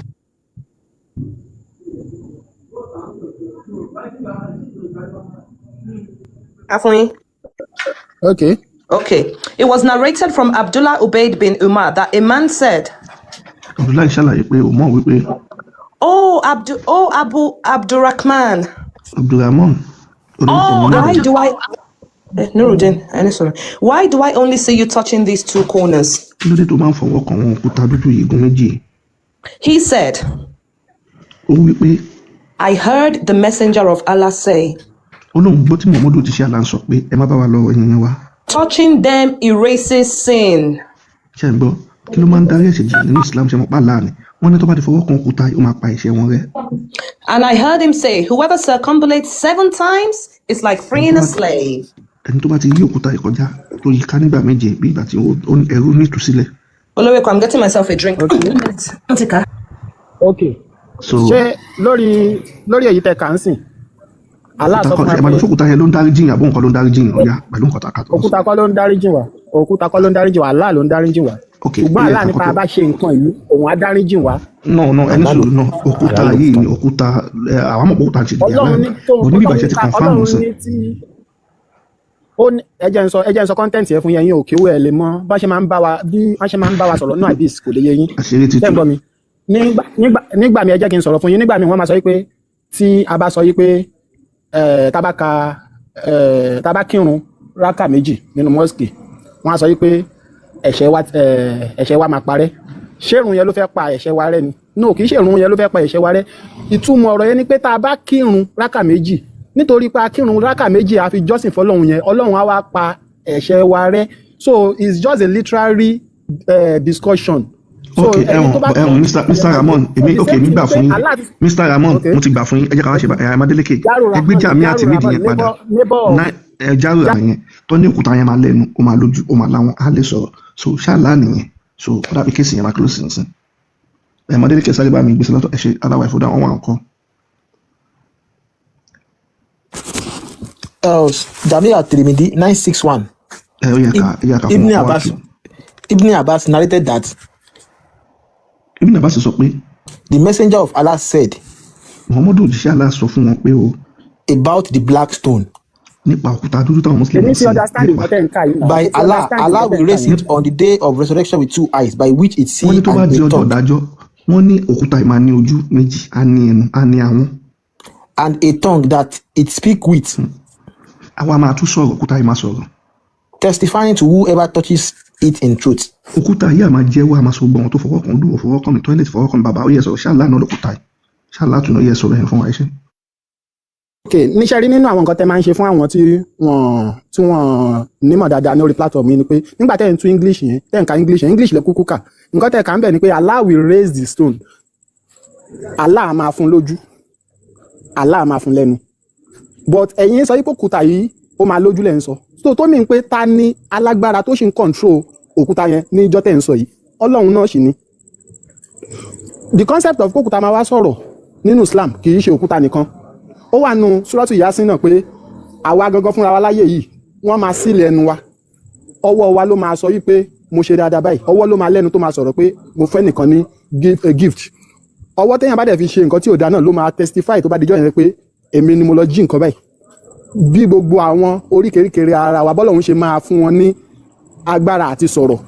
ok òwe làlá àpá ẹni sọ ṣòwò làlá àpá ń bẹ̀ yẹn ẹni sọ ṣòwò làlá àpá àbúkúta ló máa dárí jìn ṣáàlá ń pò òwe ní àbúkúta ló máa dárí jìn. Allah ló máa control òkúta yẹn tó sọ̀rọ̀ ńjọ́ yẹn láti lè display bó ṣe lágbára tó. ẹ ó kéde àpò ọ̀rọ̀ yín ti ń yé mi ok Allah ló máa control kókúta yẹn pa ìṣe yín rẹ ṣé bẹ́ẹ̀ náà ni. no Allah ò ní kókúta pa ìṣe wa rẹ. ṣé bí ẹgbẹ́ tó sọ lórí tẹ́ bá ti fọwọ́ kókúta ó máa pa ìṣe ó ní ó máa pa ìṣe yín rẹ òkúta ẹ wò. ok tá bá ti fọwọ́ kókúta ṣe rí the concept of worship in Islam is ẹni sọ ẹ tíkẹ́ẹ̀tì ẹ wo bí sọ bẹ́ẹ̀ ó ní fọwọ́ kan òkúta ó máa pa ìṣe yín rẹ òkúta yẹn ló ń sọ wọn ní ṣáàlà náà lòkúta yẹn again. ṣé ẹ mọ̀ pé tá a bá forí kanlẹ̀ náà nínú mọ́ṣáláṣí ó máa pa ìṣe wa rẹ àbúrò mi ò yé. tá a bá forí kanlẹ̀ nínú mọ́ṣáláṣí náà ìyẹn náà pa ìṣe wa rẹ. Mr Jarur mi ò mọ bí ọ̀rọ̀ bí ẹ̀ kì í gbóòórùn àwọn ọ̀rọ̀ tẹ́ ń sọ yìí nítorí náà kan tiẹ̀ wo bí kinní yẹn ṣe ń sound. Allah sọ wípé ẹ farabalẹ̀ sà Allah ní kẹ́ fọwọ́ kan òkúta yẹn máa pa ẹ̀ṣẹ̀ yín rẹ́ ẹ ní ó dàbí wípé bó ṣe sọ pé tẹ́ bá kírun náà ìrun máa pa ẹ̀ṣẹ̀ yín rẹ́ wọ́n tún gbé jáde níbi tí òkúta yẹn ti máa nójú tó máa lẹ́nu ẹ tún sọ pé Allah ni ó máa fún ní ojú Allah ló máa command ẹ tó máa ní ojú ní pé tó bá jọjọ́ ìgbéǹde náà ọwọ́ yín ó máa ní ẹnu ó máa sọ̀rọ̀ ẹ má bínú ọmọ ọdún mélòó ni tẹ́ ń sọ gba wọ́n ti kó yín lẹ́rú gan like ẹ believe pé ọwọ́ ọdún méjì bẹ́ẹ̀ ìdàgbàdé yìí ẹ má bínú ẹ ṣáà ṣe sùúrù bẹ́ẹ̀ ibi tẹ́ ẹ ṣe sùúrù ṣáà ẹ má bínú ibi tẹ́ ìdàgbàdé yìí pé ọwọ́ èèyàn tó ti kú ọwọ́ yẹn máa wá ó máa ní ẹnu á máa sọ̀rọ̀ òkúta tẹ́ ń pọ́nlá òkúta tó ń lá ní Saudi ó máa lójú ó máa lẹ́nu òkúta máa lójú ó máa lẹ́nu ó máa láhán Mr Jarur ẹ try ẹ ro kìíní now wọ́n tún wá ń sọ fún yín pé àti ọkọ̀ gbà jíjì kan wá tá àjíjì sọ pé àwọn máa ń sin òkúta ní ìgbà tí Islam ò tí ì bẹ̀rẹ̀ meanwhile ìgbà tí Islam ò tí ì bẹ̀rẹ̀ yẹn Kaaba ti wà wọ́n ti ń tàwáfù Kaaba yẹn òkúta Hajaratul Aswad tẹ̀ ń pọ́nlá yẹn ó ti wà ní Kaaba yẹn ṣẹ́gẹ̀t wọ́n ti ń àwọn lárúbáwá jàìlíyà yẹn wọ́n ti ní ìgbàgbọ́ kí Islam tó bẹ̀rẹ̀ pé táwọn bá yí òkúta ipò lẹ́ẹ̀méje ó máa pèsè àwọn rẹ́ àwọn lárúbáwá jàìlíyà yẹn wọ́n ti ní ìgbàgbọ́ pé òkúta yẹn sacred stone ni wọ́n ń worship òkúta yẹn ni now Islam wá dé tẹ̀yìn sọ pé Islam ò kì í ṣe idolatry Islam wá pa ẹbọ rẹ́ instead kí Islam náà kó tún wá stop stone worshiping Islam náà tún wá continue worshiping of stone by continuing nǹkan tí àwọn ẹlẹ́bọ yẹn tí wọ́n ti ń ṣe tẹ́lẹ̀ àwọn ẹlẹ́bọ ń tàwáfù òkúta lẹ́ẹ̀méje ẹ̀ ń tàwáfù lẹ́ẹ̀méje àwọn ẹlẹ́bọ nígbàgbọ́ pé òkúta yẹn sacred stone ni ẹ̀yin náà nígbàgbọ́ pé òkúta yẹn sacred stone ni àwọn ẹlẹ́bọ ń kírun ẹ̀yin náà ń kírun wọ́n ń kí wákàtí 5 ẹ̀yin náà ń kí wákàtí 5 àwọn ẹlẹ́bọ ń gbààwẹ̀ Ramadan ẹ̀yin náà ń gbàwẹ̀ Ramadan àwọn ẹlẹ́bọ̀ ń sàfà àti mọ́rùwà ẹ̀yin náà ń sàfà àti mọ́rùwà ẹ̀dẹ̀ ń bá wa sọ wípé nǹkan tẹ́ ń ṣe ń sìn ó yàtọ̀ sí nǹkan tó ń ṣe ń gbà yẹn Mr Jarur ìgbà mi ò ní. ms ẹ má bínú níbi ìbàlá ti máa mọ̀ bóyá wọ́n mú òótọ́ àbí wọn mọ̀ ṣé mo pé nígbà mi lè jẹ́ pé.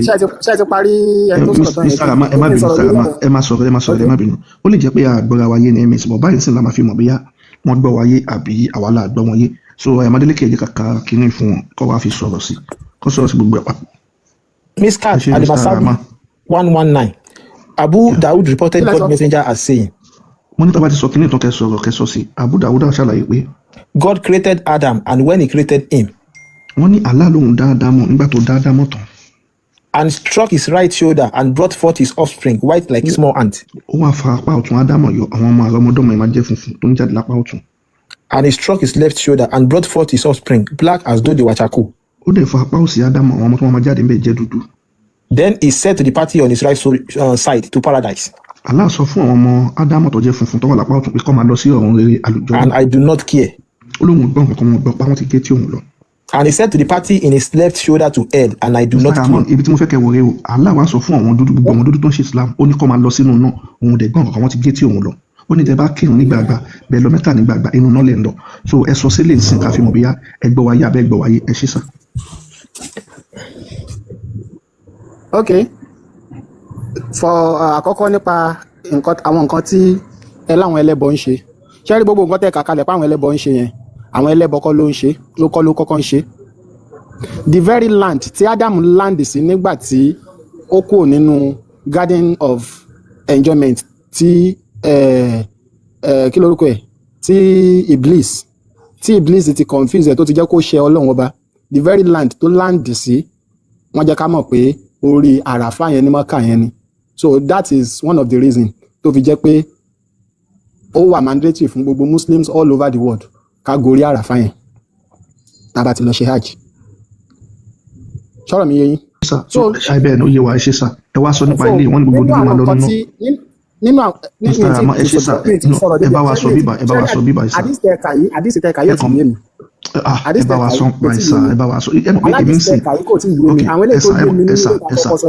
mọ̀ kọ́tẹ́ mi máa ń ṣe nǹkan tí máa ń ṣe líle gbogbo bá ṣe ń bá yín kàbọ̀ látàárọ̀ yẹn àkà alákọ̀ọ́kọ́ Muhammadu náà yàwó ẹ ọ̀nà Aisha àwọn ọ̀rẹ́ náà yàwó ẹ yíwa èmi tó wà pé mo ti gbọ́ mo àti rí pé tó máa ràn mo ti gbà sá mo ti gbọ́ mo wá rí bíbà yìí o mo ti mú ìṣó mẹ́ta dání sìn ìṣó mẹ́ta ọwọ́ kan lọ́wọ́ ọ̀tún ọwọ́ kan lọ́wọ́ òsì àwọn akàn ẹsẹ̀ méjèèjì pọ̀ dísàlẹ̀ ìṣó mẹ́ta mo dì mọ́ báyìí sìn ẹ sọ nípa àdìsí ẹ ṣe. ok àdìsí yìí fẹ́ máa tún recite torí mi rí gbogbo. Adeleke ẹ jẹ́ àtúnkà kí wọ́n gbọ́ Adeleke ẹ bá mi di àmà yẹn mú ẹ ju àmà yẹn sí mi ó yẹ ká. All right. Miss Kat Masabi 119 Abu Daud reported God messenger as saying. Abu Daud ń ṣàlàyé Muhammadu ń sọ fún wọn pé ó yá. God created Adam when he created him and struck his right shoulder. Allah lòun dá Ádámọ̀ ìgbà tóun dá wọn wá fún apá ọ̀tún ẹ̀. And brought forth his offspring white like a small ant. Àwọn ọmọ àrọ́mọdọ́mọ táwọn jáde lápá ọ̀tún Ádámọ̀ jẹ́ funfun. And he struck his left shoulder and brought forth his offspring as black as though they were charcoal. Apá òsì náà àwọn táwọn jáde ń bẹ̀ jẹ́ dúdú ẹ má sá lọ tẹ bá padà tà tí bá mú yín. Then he said to the party on the right shoulder to paradise and I do not care. Ó wá ní fún àwọn funfun yẹn wọ́n máa lọ sálùjọ́ náà ọ̀run rere paradise ẹ̀ràn sá lọ. He said to the party in his left shoulder to hell and I do not care. Wọ́n sọ fún àwọn dúdú tó ń ṣe Islam pé kó máa lọ́nu náà wọ́n ti gé tí òun lọ aláwọ̀ gbọ́n pa bàbá yìí sá lọ ẹ̀yin sá lọ mo fẹ́ kàn wọ́n má gbélébò. ó ti jápa ó kàn pààrọ̀ ní kílé táwọn mùsùlùmí máa ń pààrọ̀ bá ẹ jẹ́ ká máa sòdodo ẹ̀yin mùsùlùmí ẹ sòdodo Mr Nurudeen ẹ continue Adeleke Adeleke ṣe wà ń bẹ̀. Bẹ́ẹ̀ni ó kí gbogbo lélẹ̀ kan sí i so ìgbà tẹ́ni yẹn ti ń sọ pé tó bá ti kírun ní ìrun máa ń pa ẹ̀ṣẹ̀ lẹ́tọ́ bá ti kírun. Nẹ́tíwọ̀kì ni wọ́n ti dé Adeleke wọ́n ní nẹ́tíwọ̀kì wọn. ẹ̀rí ọ̀rọ̀ yẹn lèmi tiẹ̀ fẹ́ bí wọ́n léèrè so tí wọ́n bá gbé ọ̀rọ̀ yẹn jáde so a kàn máa fi compare àdìtì òkúta ló máa ń pa ẹ̀ṣẹ̀ rẹ́ so bí a tó bá léèrè ẹ̀kan kọ́kọ́ fún wa ná so ká wá tẹ̀síwájú láti bẹ̀ so torí Muhammad ló sọ méjèèjì tó bá kírun Allah máa pẹ̀ṣẹ̀ rẹ́ tó bá tàwa òkúta máa pẹ̀ṣẹ̀ rẹ́ so nǹkan méjì ọ̀tọ̀ọ̀tọ̀ ni Muhammad sọ so Allah máa ń pẹ̀ṣẹ̀ rẹ́ òkúta náà máa ń pa ẹ̀ṣẹ̀ rẹ́ so kì í ṣe pé tó yẹ òkúta o ń pé Allah ni ó wá ń pẹ̀ṣẹ̀ rẹ́ no òkúta ló máa pààyẹ rẹ́ so nípa tìrún náà so tó máa ti ṣe kò sí méjèèjì ó ní nǹkan tá ń ṣe fún so bọ̀tá bá dé wọn di fún wa lẹ́rìí. ó dàpọ̀ ti dé náà ṣẹ́ẹ̀rì wọn ni. ó ṣì ń rò mí kò tí ì ṣe lọ́dọ̀ ti dé mi. tí wọn bá wọlé wọn dé wúrẹ́ jẹ́lẹ́jẹ́lẹ́ nìyẹn àgùntàn jẹmujẹmu. àkọ́kọ́ ṣé ẹ̀sìn tẹ́yìn ń pè wá sí ṣé ó ní kẹ́ ẹ máa búyàn ni torí pé nínú ẹ̀sìn Islam tẹ́ ń sọ yí pé kò gbà yìí is a great sin láti sọ ọ̀rọ̀ burúkú Mr. Ramon ẹ má bínú ẹ má bínú anything nínú ọ̀rọ̀ tẹ́ máa sọ sọ́mọ làkejì tó máa bàánú jẹ́ nínú ẹ̀sìn Islam wà yìí is forbidden is haram nínú àwọn beauty Islam tẹ́ máa ń béèrè nínú àwọn beauty Islam tẹ́ máa ń béèrè ìkànnì yẹn ní ìrọ̀ ṣe máa sọ àdìsí fún wa bàbá ṣe máa sọ àdìsí ẹ má bínú ẹ má bínú ẹ bá wa sọ nípa àdìsí ẹ ṣe ẹ bá wa sọ. And brought forth his offspring white like small ants, and he struck his left shoulder and brought forth his offspring black as though they were charcoal. Then he said to the party on his right side, to paradise, and I do not care. And he said to the party in his left shoulder, to hell, and I do not care. Okay, ìtumọ̀ àdìsí ni pé àwọn white yẹn ni àwọn tí wọ́n jẹ́ àwọn white yẹn ni gbogbo ẹni tó hùwà mímọ́. Níbo lẹ ti rí yẹn ẹni sùúrù ẹlọ́wọ̀n white lẹ́ni tó wà mọ́ ẹ bá bọ̀ láti bẹ̀rẹ̀ wọ́n ní ẹni sùúrù wọ́n ní ọmọ ádámọ̀ lápá ọ̀tún máa jẹ́ funfun ẹ má máa yí nǹkan ẹ ti ń sọ pé tó wà mọ́ níta yìí fi máa mọ̀ pé kì í ṣe kọ́lọ̀ àwọn ilé ìbáyìí sìn. níta yìí fi máa jẹ́ kémi ṣàlàyé ẹ̀yin tí ń ṣàlàyé jẹ́ kémi náà ṣàlàyé náà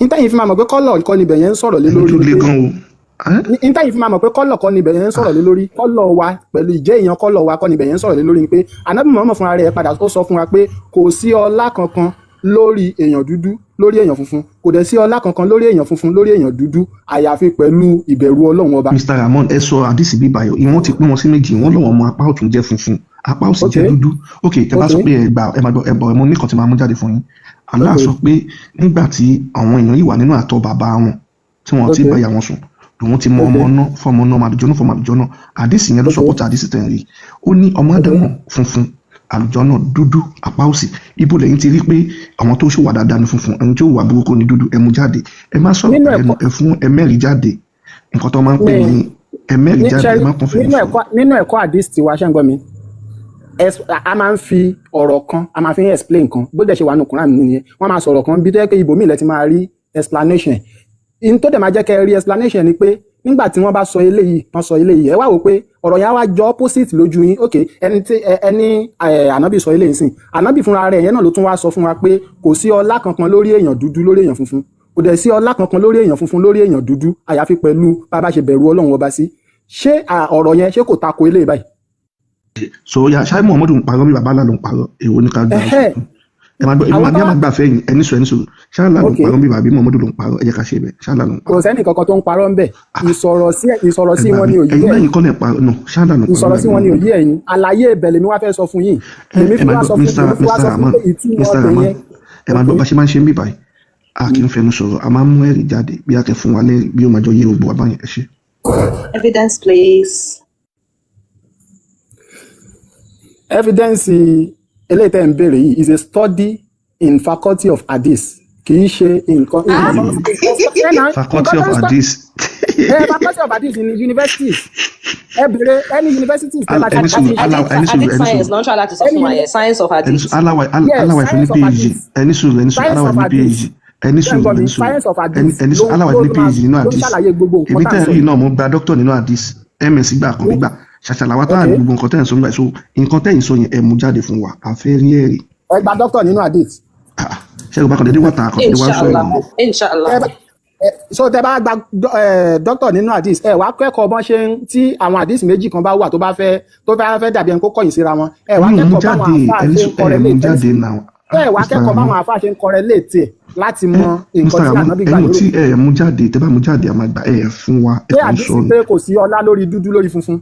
mo ní ẹ máa gbọ́ báyìí má ṣe ń bẹ̀rẹ̀ nǹkan tẹ́ bá sọ ẹ mú jáde báyìí ní àbẹ̀wò anything tẹ́ bá sọ ẹ sọ eléyìí sí ọ̀rọ̀ táì nábì náà dẹ̀ sọ lèmi sọ pé àdìsí wà táì nábì sọ pé kò sọ ọlá kankan lórí dúdú kò sọ ọlá kankan fún dúdú lórí funfun àyàfi pẹ̀lú bẹ̀rù Ọlọ́run ọba ànábì náà ló dẹ̀ sọ mi ì gbogbo ní bóyá mo ti gbogbo ní.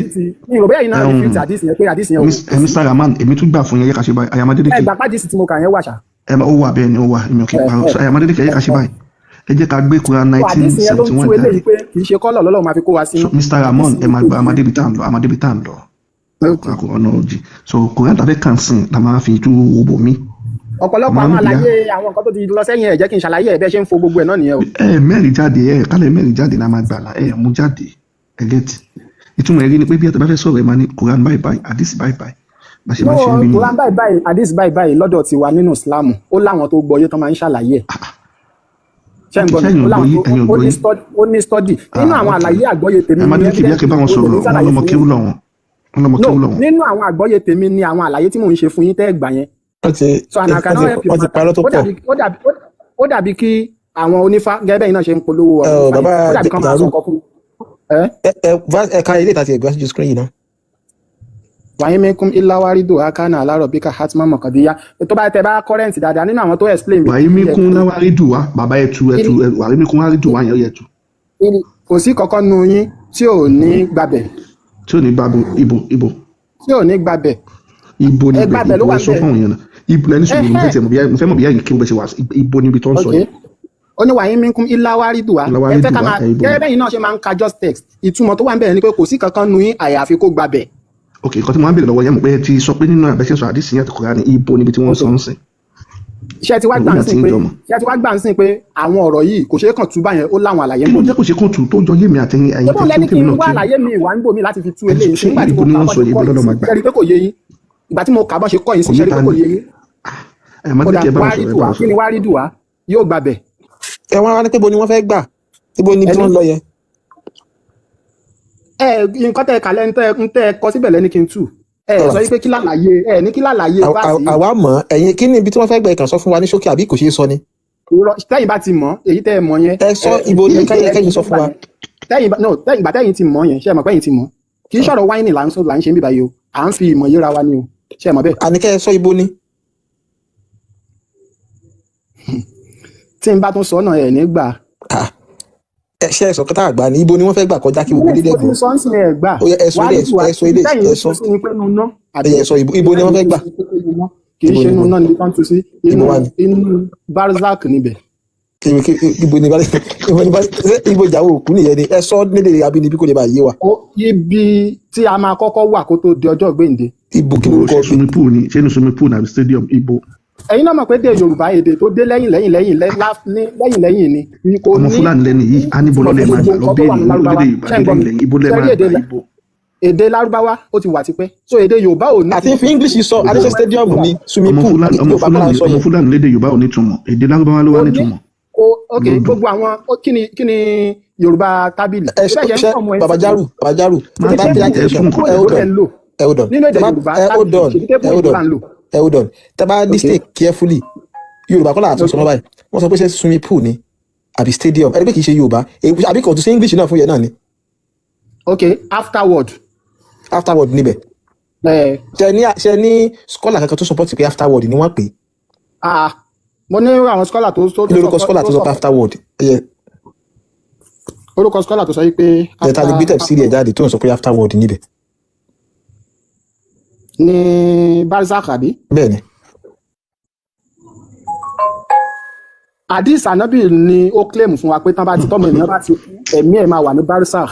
ẹ̀mí náà tẹ̀ ẹ fún wa àjẹ́ náà làwa sọ pé barzak yẹn. ẹ̀yin gangan fúnra ara yín mà hadith yẹn. ẹ ṣe sùúrù àwa láàdí tí ẹ ṣe sùúrù àwa láàdí tí Muhammad jẹ́ ká má pè nù náà ni àwa ó gbé jáde. lọ́kàn táwa fẹ́ kẹ́ ẹ sọ fún wa ni pé ẹ̀yin kan fún wa ní scholar tó ń sọ pé after wọ́n ti explain ẹ̀ àwọn Jalali ti explain it about you understand scholar wo ni tí tó sọ pé barzak yẹ o afterward ni so yẹ ní kẹkàn fáwà kádẹ tẹ̀síwájú. ok nínú Quran gangan ṣé ń gbọ́ mi. báàsì ìlàṣẹwà o.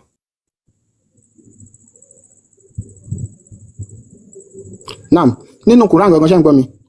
wọ́n ní àwọn tí ò ṣe dáadáa ṣé ń gbọ́ mi. eléyìí tá à ń sọ yìí ibi tí wọ́n fẹ́ gbà kọjá yẹ scholar wo ló support yín ń pé afterward ni wọ́n pè bẹ̀ ó yẹ yín pé kì í ṣe pé àṣọ òyìnbó mọ́ nìsín báyìí ẹ̀yin náà wà tẹ́ fẹ́ sọ afterward ẹ̀yin náà pé ìbò lẹ fi sọ ṣe understand ẹ fún wa ní scholar tó sọ bẹ́ẹ̀ so ká wá gbé jáde ẹ ṣe tí ó bá dẹ̀ sí ní tàbí ìwọ̀n dáadáa Àyàmádélékè wọ́n ní sábàbù náà zuu wo ni kọ́ lọ gbé jáde ọ̀rọ̀ bí atef sí wo ni kọ́ gbé jáde fún Kùránì yìí tó ṣàlàyé tó máa lè yé yín ewu lẹ́fẹ́ ṣé bí nàbàásì ni màdúdú ni èwòlẹ́fẹ́ wọ́n ní èwòlẹ́fẹ́ kọ́ gbé jáde. ẹgbẹ́ Ibn Kathir jáde. Ẹjọ́ quick announcement. Ẹ kálẹ̀ Mr. Yum-Yums, mo kí yín daddy. ẹgbẹ́ tẹ̀sí I'm fine, sir. Ẹjọ́ gbogbo lè bá wa power tab, ó yẹ ká ti dé 1 million by now. Ẹjọ́, we only have, a'udhu billahi minash shaitani rajim. We only have 216 shares. Ẹjọ́ gbogbo lè ẹ bá wa fi energy sí. Thank you very much. Ẹ má bínú. Ìdí tí mo ṣe sáré gòkè nígbà tí máa yẹn sọ yìí pé èdè Yorùbá wá létà. Ìjẹ́ máa yẹn mọ̀ ẹ́ pé wọ́n found Saudi Arabia ni. Saudi Arabia is a new country. Mecca ni ancient country. Okay, nígbà wo ni wọ́n wá found ẹ̀? Because tí ẹ bá ń wá síta bí báyìí, tí ẹ sọ pé wọ́n ṣẹ̀ṣẹ̀ dá èdè Yorùbá lẹ̀. Yorùbá dẹ̀ ti wà even before that Mecca. But nítorí nǹkan tí wọ́n ṣe sá. Yorùbá was before that Mecca. Ẹjọ́, nígbà wo ni wọ́n found the Mecca? Mr. Yums, ẹ má bínú, the best question here is that ṣọ́ lè show wa ní map tó show Mecca before 7th century. Òun la máa fi clear. Map to show Mecca before 7th century. Show me a place like Mecca existed before the 7th century, and that's a challenge fún gbogbo afa. Kò tí time first map tó draw gbogbo ayé ìgbà wo gangan náà draw ẹ̀. First map. Get me, don't worry. First map gbogbo ìgbà wo náà draw ẹ̀. Mr. Jarur, ẹ jẹ́ fún yín example, ṣé mo àwọn Israel tí gbogbo àwọn Christian man, Israel yẹn, ṣé mo pé Israel yẹn 1948 ló ṣe form ẹ̀, right? So nǹkan tí mo wá ń bi yín ni pé Mecca tẹ̀yìn sọ kó tó di 7th century. Ṣé ibi kankan tó ń jẹ́ Mecca wà? Ẹ jẹ́ n bi ChatGPT ká make it easy. Èmi náà máa ṣe research mi, but it's a very good question. Okay, ẹ go through that. Kí wọ́n tó dé ṣé kátà lè kà olówó. Ẹ bẹ́ẹ̀ ni ó yá. Ẹ jẹ́ ká bẹ̀rẹ̀ látọ̀dọ̀ ìbí Kathir yẹn náà ká gbé láti ìsàlẹ̀ lókè. Ibn Kathir sọ wípé everyone will be brought to hell. Wọ́n ní gbogbo Muslim pátá wọn kó wọn nínú wọn jóná. The righteous will be saved. Ẹ ṣe mute. Ṣé Muslim wà ẹ̀ ṣé Muslim wà bí abẹ́kọ̀ sí ń bẹ̀ ẹni ṣé Muslim wà bí abẹ́kọ̀ sí ń bẹ̀. Ẹ máa mọ̀ ń gbá yín lọ. Níbi táwọn gangan látàrí ọ̀tẹ̀ fi ń dààmú wa ṣé Muslim wà bí abẹ́wọ̀n sí ń bẹ̀. Mo ń gbá yín lọ sẹ́yìn, wáyé next zakati. Ṣọ́ wà bí abẹ́wọ̀n sí ń bẹ̀. Everyone ẹ lo ṣé Muslim náà wà ń bẹ̀. Kọ́ńtẹ́ẹ̀tì nǹkan tó wà ń bẹ̀ everyone ní kẹ́ lò. Ṣé Muslim náà wà ń bẹ̀. Àmàdélé nǹkan nínú everyone yẹn. Ṣé Muslim wà ń bẹ̀. Mo lè confirm ẹ̀. Mi ìfẹ́ ni sọ̀rọ̀ ẹni yìí dọ̀yìn. Àmàdélé kì í náà give up ọ̀gá. Okay, àyè ní kí n láwárí dùn wá. Aláwa ìbí akẹgbẹ́ máìkì torí gbogbo aláwọ̀ pé wà ní láwárí dùn wá yẹn àti Muslim àti Sàláfì àti tẹ̀blíkì àti alìsùn náà àti ṣíà gbóyìn máa jóná. Every single one, inshallah. Inshallah. Now, Mr. Jarur, the question to me, mo fi bẹni pé wà important to me pé ó máa expose a lot because ẹ mọ̀ pé ìgbà tí ẹ má bínú bóyá yẹn common bá sọ̀rọ̀ lẹ́ẹ̀kan yẹn ṣá ẹnìkan sọ pé Adam ní first Muslim kìnìkan á dẹ̀ mọ̀ pé Adam yẹn ó ti predate Quran ṣé mọ̀ pé ìwé Torah ló kọ́kọ́ jáde fáwọn Jews, right? Then Bíbélì wá jáde. There are books before Torah. Even but I'm talking about Abrahamic religion right now. Sheget, of course, you are right. Abrahamic religion. Abrahamic religion is Islamic religion. Momo, but èwo ló kọ́kọ́ jáde? Islamic religion is the religion of the man on this land. Èwo ló kọ́kọ́ jáde? Èwo ló kọ́kọ́ jáde? Can we just be honest about this thing? Mr. Jarur, ẹjọ́ ẹ má dán ẹjọ́ ẹ jẹ́ ń bẹ̀ yín gbogbo lé ẹ̀yin Muslim tẹ́ wá sókè. You guys, a lot of you guys, were educated, but any sùúrù. I'm not talking according to belief. Ṣé mo pé according to your belief nísìn, ẹ believe pé everybody was born Muslim. So that's according to Islam. I'm speaking factually now. Right now, take yourself out of Islam in your brain. I'm just speaking factually. Let's be factual. Before Quran. After Torah, kilo next. What's the next one? Injil. Kini last one? Quran. So when you jura one law. Ben. Ne bo se wa ni o. Anyway, question to be ChatGPT. Before the 7th century, was there anywhere called Mecca? Only short answer. Only there's no clear, widely accepted historical or archaeological. Archaeological, for example, in Yoruba, they found a skeleton. Archaeological is the hard word. Okay. Only there's no historical or archaeological evidence that a place called Mecca is mentioned in any surviving records before the 7th century. Okay. Ó yá ẹbí ní Bákà. Orúkọ méjèèjì tó ń jẹ́ nìyẹn. Orúkọ wo? Bákà náà ni Mákà. Báwo ló ṣe ń spell ẹ̀?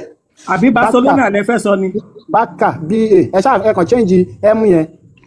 Bíyá máa yù máa yù. ó dà pé Bákà tó fẹ́ sọ Barcelona Méjèèjì náà ló ló wà fẹ́ sọ. nínú Quran. Méjèèjì náà ló wà nínú Quran. Bákà wà nínú Quran. bàbá sọ Bákà wà nínú tẹ́ Quran. mọ̀jáde ẹ̀wẹ́ẹ̀dì kọ̀ọ̀kan jáde láti. Liverpool náà wà ní Quran bẹ́ẹ̀ ni Liverpool wà bẹ́ẹ̀ Liverpool náà wà bẹ́ẹ̀ Liverpool náà wà bẹ́ẹ̀ Liverpool náà wà bẹ́ẹ̀.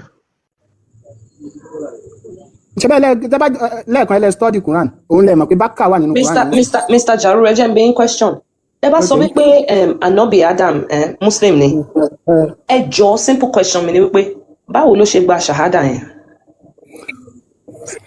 Okay. Because ẹ má bínú sá tẹ́ bá wò tẹ́mi bá fẹ́ ṣe Islam lẹ́ni tí n bá recite shahada yẹn mo máa sọ wípé ashahadu Allah illallah mo need láti add Muhammad yẹn ó gbọ́dọ̀ pé tẹ́mi bá add Ànábì it's not a full shahada. Fún àwa end time Muslim. Okay, báwo ni Ànábì ṣe gba ṣá báwo ló ṣe tẹsí ó yẹ kẹ́ lè fún wa ní àyà kan because èmi ní àyà Quran tó ṣàlàyé pé Ànábì ni mùsùlùmí àkọ́kọ́. Get? Òun ni mùsùlùmí àkọ́kọ́ ní time ẹ̀. No, òun ni mùsùlùmí àkọ́kọ́. Okay, ta ló gba Quran wá fún yín? Ànábì. Èdè wo ló fi gbà? Arabic. Ta ló gba Injil wá fún yín? Moses. Jesus. Isa. So, ta ló wá gba Torah wá fún yín? Moses. Okay, so Torah, Musa. Injil, Abi, Bible, whatever you guys call it. Isa, Jesus. Isa, Jesus. And then the Al-Quran was what? In Lárúbáwá, Arabic to, the Lárúbáwá. So, simple question, tell me if being there by mind, Mr. Jarur, is... Okay. Ṣé Allah subhanahu wa ta'ala òun ló rán ìwé mẹ́tẹ̀ẹ̀ta? Ṣé nǹkan tẹ́ ń try láti sọ nìyẹn? Yes. Quran confirm pa àwọn ìwé kan ti wà before Quran. So Allah ló rán ìwé mẹ́tẹ̀ẹ̀ta, ṣé sure? Yeah. Okay. Mr. Deleke ẹjọ tẹ́ ẹ bá mind ẹ bá wa gbé Quran 5 ṣé Surah Al-Maida nìyẹn? Maida ṣé 31 àbí 32? Do not ally with the Jays and the and the Nasaros. Kí ló ń pè náà? Surah Al-Maida mo ti gbàgbé àyà yẹn. Mr. Deleke wọ́n máa mú wá sí báyìí. Quran 551 àbí 551 àbí 531 mi rántí. Yeah, 551. Ṣé tó ní kọ́ máa bá Christian àti Jew ṣe? Yes. 551 Quran 551. Wọ́n ti àwọn yẹn ti deviate ló kọ̀ọ̀sẹ̀ yín tó kọ̀ọ̀sì tá Ànábì fi wá náà nìyẹn lẹ́yìn tí Muhammad fi wá lẹ́yìn àwọn méjèèjì yẹn náà. Ẹni sùúrù because message yìí ó máa wà contradicting. Ṣé sọ́mùrì nǹkan tẹ́ fẹ́ gbé wá kò ní ìkẹ́ àmà waste time. Sọ́mùrì nǹkan tẹ́ fẹ́ gbé wá ni mo ti sáré ṣe yẹn. Mr. You need to understand something pé èmi àti yín kọ́ la wà ń bíbá we are not alone we have 1,300 people. Ẹ mọ̀ pé show you right now we are live on radio we are live on YouTube a fẹ́ máa ṣàlàyé so that the whole house can learn. So ìgbà mi ti bá fẹ́ gbé àyà wá kí n ṣe pé just for you alone ṣe get just to present pé so any suru. Okay, all right. So Quran, that's Surah Al-Maida 551. Only pay all believers. Talumba me interpret. Okay. Take neither the Jews or Christians as guardians. Okay. They are guardians of each other. Yeah. Whoever does so will be counted as one of them. Surely Allah does not guide the wrongdoing people. So if the 10 seconds, if the Jews and the Christians are the wrongdoers, Debi, means in my own opinion, Allah no lo shi won lọ́nà because on lo ran ìwé méjèèjì yẹn náà sí wọn now. No. Ṣé kí n ṣàlàyé bẹ́ẹ̀? Ẹ ṣàlàyé. Okay. Ẹni tó ń sọ̀rọ̀ bọ̀ lẹ́ẹ̀kan yẹn lẹ́yìn after Adam ó bá dórí Noah alayhi salam. So ó sọ pé Noah lẹ́ni tí ó kọ́kọ́ jíṣẹ́ fáwọn èèyàn pé wọ́n kàn má sin idols mọ́. So pé kí wọ́n gbọ́rọ̀ sí Ọlọ́run lẹ́nu nígbà táwọn èèyàn gbọ́rọ̀ sí Ọlọ́run lẹ́nu mọ́. So wọ́n gbọ́ sí Ọlọ́run pa àwọn yẹn rẹ́ àwọn little were saved. Àwọn little tó save yẹn àwọn náà tó reproduce nígbà tó tún yá nínú àwọn àrọ́mọdọ́mọ àwọn little tí wọ́n save yẹn nínú wọ́n tún bẹ̀rẹ̀ sí ní bọ òrìṣà wọn bọ Ọlọ́run àṣẹ̀dá wọn mọ́. So ló fi di wọ́n máa rán àwọn prophets wọn yẹn ló fi dórí Moses nígbà tó wá Taurat tó fún wọn the same thing tó wà nínú Quran náà ló fún wọn. So nígbà tán deviate kúrò lórí ẹ̀ náà wọ́n tún ṣàìgbọ́rọ̀ lẹ́yìn tí Moses lọ tán. Ìgbà tán tún deviate kúrò lórí àwọn míì wọ́n corrupt ìwé yẹn. Àwọn nǹkan t'Ọlọ́run ò sọ wọ́n fi sínú ẹ̀. Àwọn nǹkan t'Ọlọ́run sọ wọ́n yọ kúrò ńbẹ̀. Gẹ́gẹ́ bí àwọn kí lórúkọ ẹ̀ bẹ́ẹ̀ náà ṣe ń sọ fún wa náà lẹ́nu ìsìn pé àwọn òfin kan wà nínú Quran tó ti lójú ká ní kò sí níbẹ̀. So wọ́n sọrú àwọn ọ̀rọ̀ yẹn fáwọn custodian of Taurat yẹn tó jẹ́ pé àwọn yẹn wọ́n yọ kúrò. Okay. I'm Mr Jarur. Now, Okay. tó bá jẹ́ wípé nǹkan tẹ́ fẹ́ fi present as evidence ni wípé okay, àwọn ìwé tí Allah sent previously pé wọ́n ti yọ àwọn nǹkan kan kúrò. Ẹ jọ̀ọ́ ṣé mo lè bi yín simple question. Okay. Ṣé wọ́n ti yọ anything kúrò nínú Al-Quran, or is the Quran complete and perfect? Okay.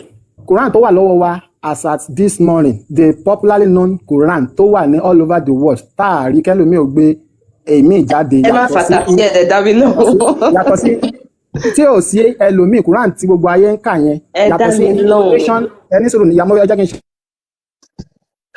Òun náà ni Quran tá ànábì prepare fún wa kó tó jáde láyé, wọn àyọ kúrò ń bẹ̀, wọn àfikún látìgbà tá ànábì ti kúrò láyé. Eléyìí tá Okay. ànábì Muhammad prepare fún wa kó tó kúrò láyé náà ni.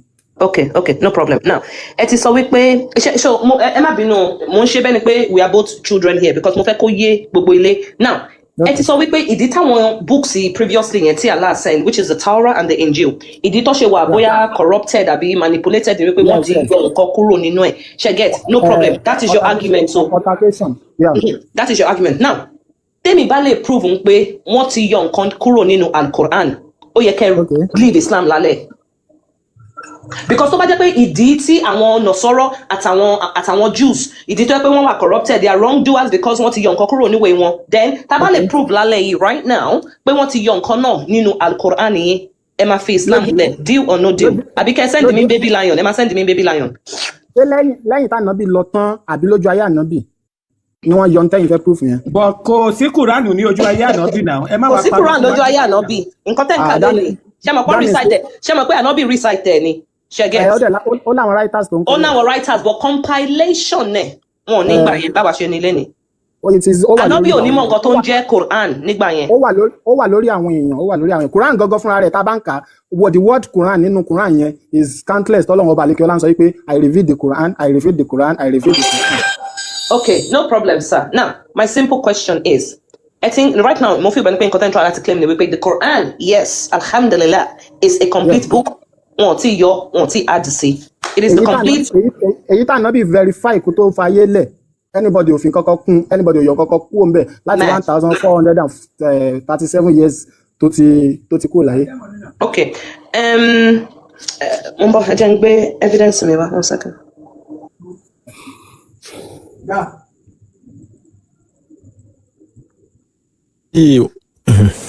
Lambert wọ́n ti múlẹ̀ lálẹ́ yìí kì í ṣe kékeré o. So at the end of the day gbogbo mùsùlùmí ló máa jóná, so gbogbo lé lórí, ṣùgbọ́n gẹ́gẹ́ bí àwọn àfáà wa, àwọn atọ́rọ́ tàbí èlùbọ́, ẹ ṣe sùúrù tí wọ́n ti verse tó fẹ́ gbé èmi tó ń sọ àwọn nǹkan tí àdéjì kó dákẹ́. So àwọn atọ́rọ́ tàbí èlùbọ́ wọ́n ṣàmà wọ́gbọ́n tí wọ́n ṣàmà fi payọ̀rọ̀ fáwọn èèyàn gbogbo lé ló dẹ̀ rí. So Ibn Kathir tani gbàgbọ́ nínú sọ pé gbogbo mùsùlùmí pátápátá ló máa wọnú náà, gbogbo wọn tí ò ní sẹ́kọ̀ọ́ ẹyọ kan. So before kí mọ́mí of kufar kí wọ́n tó dé, so Ibn Abbas náà sọ, Tantawi náà sọ, gbogbo wọn pátápátá. So kó tó wá di pé Muhammadu kan tó wá sọ́nà àdìtì ẹ̀ wípé gbogbo kódà bá ń sá egungun náà máa kó jáde níbi tá máa jóná dé. So àmì dúdú orí wọn nìkan ni ò ní jóná gẹ́gẹ́ bí Muhammadu kan ṣe ṣe àlàyé. So ìyá tá ìfẹsítáfà Yorùbá mọ̀ káwọn náà lè bá mọ̀ pé wọ́n máa jóná kí egun, so pẹ̀lú ẹ̀rí ni. So kí mọ́mí of kufar gbélé wa ṣé ẹ mọ̀ kí máa jóná kí egungun ni? Mo kàn bí ṣe ẹ mà bẹ́ẹ̀ mọ̀ ṣé ẹ mọ̀ àbẹ́ mọ̀ ni mo kàn bí. Àwọn òjò náà. Ẹ mọ̀ kí máa jóná kí egungun àbí? Ó ṣe ọ̀dàkú kọ́lọ́run kó gbà. Wọ́n la fi sọ pé àwọn èèyàn wa tán wà nílẹ̀ Yorùbá wọ́n kàn ń ṣe ẹ̀sìn Islam ni, ẹ̀sìn yẹn gangan ló ń ṣe wọ́n, so kò yé wọn. So wọ́n wí wọ́n sọ náà ni wọ́n dẹ̀ bá káàkiri. So mọ́mí of kufar ti dé. Ẹ ṣé Mr. Adeleke Jagbon sókè Sunan Ibn Majah number 1944. Mo dẹ̀ ní question tí bá ti kà tán, Mr. Jarur. Ó ní it was narrated that Aisha said. Aisha wípé. The verse of stoning and breastfeeding an adult 10 times was revealed. Aya ń pé ká máa lẹ̀kù ká dẹ̀ máa fún àwọn àgbàlagbà ní ọmú ní ẹ̀mẹ́wàá ó sọ̀kalẹ̀ o. And the paper was with me under my pillow. Níbi tó lè dé ìwé tá a kọ sí ó wà ní abẹ́ ibùsùn mi o. When the messenger of Allah died. Nígbà tí Allah pa Muhammad torí pé onírọ́ ni. We were preoccupied with his death. ikú ẹ̀ yìí ni gbogbo wa ló wà láyà gbogbo wa o. And a tame sheep came and ate it. Wọ́n ní bí àgùntàn kan ṣe wá nìyẹn ló bá jẹ́. Only these verses were abrogated in recitation. Wọ́n ní fún ìdí èyí táwọn mùsùlùmí rí náà bá wulẹ̀ gbọ́gi lé ní kíkà. But not in ruling. Ṣùgbọ́n wọn parẹ́ nínú òfin. Yes. Now, Mr. Jarur, it is clearly obvious here that there are 2 ayahs missing in the Al-Quran. Because for me, yes, there was a complete book. Only the verse of stoning, number 1, and breastfeeding an adult man 10 times was revealed. Meji. Okay, in type mama pé ẹ lè pé 2 ayahs ni pé ó lè jẹ́ 1 ayah gan kan sọ̀rọ̀ méjèèjì. Sorry, Daddy, stoning and breastfeeding are 2 different things. To stoning, any suru. Kini uhud punishment a woman that commits adultery according to the Sharia. What's the hood punishment? What is of one day now? The law is not abrogated. Any suru. Most, you know what? Let me close my camera. Forget this hadith right now. Mokombini general question about Sharia. For married man or woman to commit fornication. To commit fornication, no, ni pé kí wọ́n stone to death. Wọ́n máa gbẹ́ yìí, all right? Wọ́n wá bury ẹ̀ sínú ìwọ̀n yẹn. Wọ́n sọ pé tí mo lè sọ lórí ẹ̀ náà ni pé kán ṣàpá àwọn tó bá lọ study Sharia ni wọ́n máa mọ application. Court ló ní application kì í ṣe ordinary Muslim. Èmi ti study ẹ̀. Ṣé mo pé ruling Allah, even tó bá gbé lọ court, the court is going to do the ruling based on Allah. It's not based on it's not only based on Swedish law, only based on UK secular law. It is going to be based according to yes. And according to me, support is now, but me feel when punishment is a bit very barbaric, very inhumane. Even me feel when okay, no punishment. Jakara me sheba because moti read video yẹn ní X, teba wo X tweet àwọn video yẹn pọ̀ gan be. Very disturbing. Anyway, no problem. Ẹjọ́ àti lọ síbẹ̀ yẹn ọ̀rọ̀ Quran ni ó pé ẹni sùúrù. So ìkejì sọ wípé the verse of breastfeeding an adult 10 times ká máa fún àgbàlagbà ọkùnrin lọ́yàn lẹ́ẹ̀mẹ́wàá. Ó ní pé those 2 ayahs pé ewúrẹ́ ti jẹ́. So by that standard, unless tó bá jẹ́ pé fẹ́ ṣe tàkíyà fẹ́ parọ́, by that standard it means pé Quran yẹn ò complete. Tó bá tiẹ̀ jẹ́ pé 1 ayah ló wà missing. Okay. It's incomplete, just like the Bible. Okay, yeah. For your information, inú mi wá dùn pé Aisha lẹ ló sọ̀rọ̀ nípa Quran yẹn tó mean pé Quran yẹn ò sọnù náà ṣì nìyẹn. Aisha is a Muslim. Àbí bẹ́ẹ̀ kọ́, kì í ṣe ẹnu aláwo àbí kí olóòṣà ló sọ. Ṣé Aisha lọ gba aya yẹn padà ìgbà tí ewúrẹ́ yẹn yàgbẹ́ àbí nǹkan kan because me get nǹkan tẹ̀ sọ. Wọ́n ti mọ nǹkan tó wà nínú ẹ̀. Torí àlàwà sọ fún yín pé Quran is not per se by writing. Mr. Man, I don't like this sneakiness you are doing. Ìgbà tẹ́ reject the Bible, they criticize Bible and Torah. Kí lẹ sọ? Ẹ sọ pé ìwé yẹn kò complete. Wọ́n ti yọ nínú ẹ̀. Now, ẹ mọ̀ pé MSBABA, you need to post this part of the live. Kẹ́ tag Mr. Jarur, not to embarrass him. Call listen sí nǹkan tó sọ earlier because ìgbà tí mo bí yín mo ní, is the Quran complete? You said yes. Okay. Is the Quran the word of God? You said yes. So mo being able to clarifying question here because mo fẹ́ test the consistency. Are you consistent in what you are saying? Now mo ti show you okay. Ẹ má bínú. Tí Quran yẹn bá wà complete lóòótọ́ bẹ́ẹ̀ ṣe ń sọ. Ẹ jọ̀ọ́, the ayat that talks about breastfeeding adult men and the ayat that talks about stoning women. Show me right now. Muhammad is the one that prepared the Quran. No. You need to show me the ayat. No, I'm sorry, Mr. Jarur. The next thing you need to do, I mean, if I argue because I'm more like Beshe, we're peaceful, we're having a good conversation, to finish and end me here and end the conversation. Show us those 2 ayah. That's it. Evidence clear. Clear, straight. If you can supply those 2 ayahs. Those 2 ayahs are abrogated by Muhammad himself. He is the one that is dealing with the Quran. So Muhammad has any suru. So Ojishe has the right to abrogate what his master Allah has commanded. It is everything. What you want to Quran, anything. Being question. Does Muhammad have a right to da pada fún Allah? Nǹkan Allah bá sọ nínú Quran. No, Allah náà ló ní kó dá padà. So Allah sọ nǹkan kan nínú Quran. Ó wá ní shit. Ẹ dẹ̀ mọ̀ pé Allah tó ń sọ̀rọ̀ nínú Quran kì í ṣe pé òun ló kọ fún ara rẹ̀. Ó reveal it to Jibril. Muhammad sọ wípé Jibril sọ wípé Mohammed sọ yóò yà wọ́n gbọ́ nínú àwọn. aláti mọ̀ gbogbo yóò nígbà tí ó kọ́kọ́ ń sọ yìí ìgbà tó wá ká lójú ẹ̀. ní tèmi ń sọ fún yín ni. aláti mọ̀ gbogbo yóò nígbà tó ń sọ ìgbà tó wá ṣáájú ká lójú àlá wa Muhammadu má bínú ó ṣe mistake ní nípa verse breastfeeding àti stone ó ṣe mistake ní aláti mọ̀ gbogbo yóò. Period of 23 Mr Jarur ẹjọ ẹ̀yin náà ẹ̀gbọ́n nǹkan tẹ́ ń sọ náà ẹ mọ̀ pé kò bọ́ ọpọlọ mu no with all due respect no okay ẹ sọ̀rọ̀ okay ẹ jẹ́ n bi yín question máa dákẹ́ máa fún yín 2 minutes okay Mr Jarur máa fún yín 2 minutes.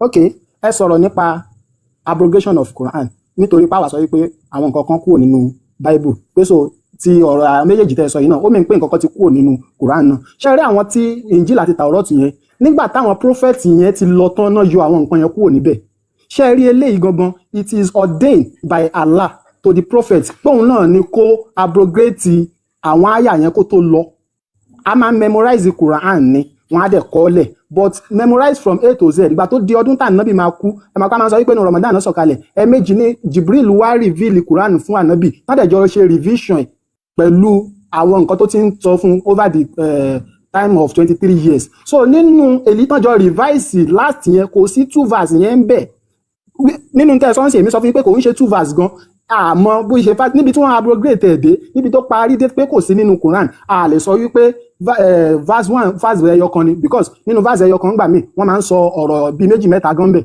kò mí pé bóyá nítorí ó ti jẹ́ pé wọ́n sọ̀rọ̀ ọyàn múmu àti ojújúyàn lóko yẹn ó ti mí verse méjì so verse tá à ń sọ yìí gangan ẹnìkan kan nínú àwọn mùsùlùmí kò dé bá rárá wọ́n níjọ́ tá ànábì fẹ́ finalize packaging revision of Quran pẹ̀lú ẹjẹ gẹ́bẹ̀ tó máa ń mú wá fún kò fi àyà méjèèjì yẹn sínú recitation yìí síbẹ̀ ṣùgbọ́n ìdájọ́ ẹ̀ ó sì continue. mo jẹ́ kẹ́ sọ̀rọ̀ ẹ máa jẹ́ kí èmi náà sọ̀rọ̀ fún 2 minutes now. Èmi ò like táwọn yẹn bá wà very sneaky right and it shows pé you are not consistent with your words and your arguments mi ní parọ́ fún yín because mo clarify question yẹn on purpose so that ẹ bá dá ṣẹ́rí pé mo jẹ́ kẹ́ sọ̀rọ̀ ẹ ti interrupt mi ṣẹ́rí pé mi interrupt yín gbàtà yín sọ̀rọ̀ ṣẹ́rí pé mi interrupt yín gbàtà yín sọ̀rọ̀. Mr Jarur ìgbà táwọn bí kú ni ewúrẹ́ jẹ Quran yẹn náà ewúrẹ́ ló jẹ náà a máa parọ́ ọmọ náà. Èmi béèrè pé ṣé abrogation tẹ́ ń sọ ṣé lójú ayé ànábì ló ṣẹlẹ̀ ni àbí lẹ́yìn ẹ̀ mo bí yín kẹ́ tó béèrè question yẹn lọ́wọ́ mi. mo máa gbé 2 minutes sórí ara mi mo ti jẹ́ kẹ́ sọ̀rọ̀ now you are not being respectful because you don't want to hear me mo dẹ̀ jẹ́ kẹ́ sọ̀rọ̀ I kept quiet when you were speaking. nǹkan tá a bá ní láti sọ ẹ máa ní láti hold on bẹ́ẹ̀ mi náà ṣe hold on fún mi. Okay. Please, thank you. Now, the thing is, this thing is really hard to accept because easy like to point at someone else's garden before you point at your own garden, right? And that's exactly what you're doing right now. When I notice I'm a Christian, no man say Islam is like this, Islam supports slavery. Well, guess what? So does the freaking Bible. The Bible also supports slavery. So, mo fi benefit koto shele now. Anything so pe Torah want to yọ kúrò ńbẹ̀. Injil want to yọ kúrò ńbẹ̀. And they wípé according to this hadith lóòótọ́ tá bá go nínú Al-Quran, a mọ̀ pé ní ruling àti action the punishment for a fornicator àbí married woman adultery whatever you want to call it ni pé kó lẹ òkò fún kókó.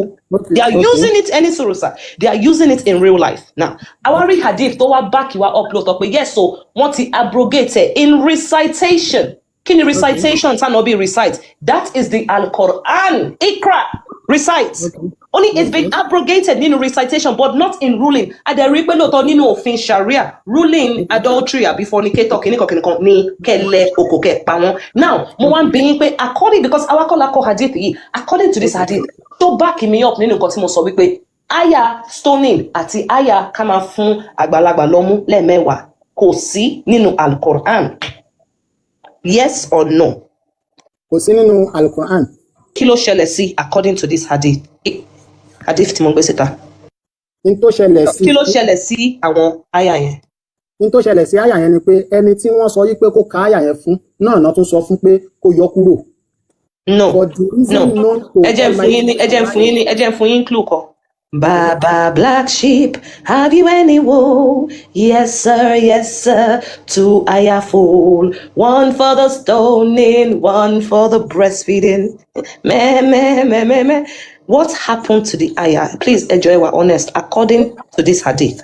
Nínú nǹkan tẹ́ ẹ sọ, ó ti yé for reading tán náà abrogate. nínú nǹkan tí hadith sọ kí ló ṣẹlẹ̀ sí Mr Jarur, please, the last time I'm not gonna ṣọmọdé like ẹjọ mo lọmọdé ó ti rẹ̀ mí already ẹni sùn you're wasting time now. Kí ni àyà yẹn sọ, kí ló ṣẹlẹ̀ sí àyà méjèèjì, kí ló ṣẹlẹ̀ sí.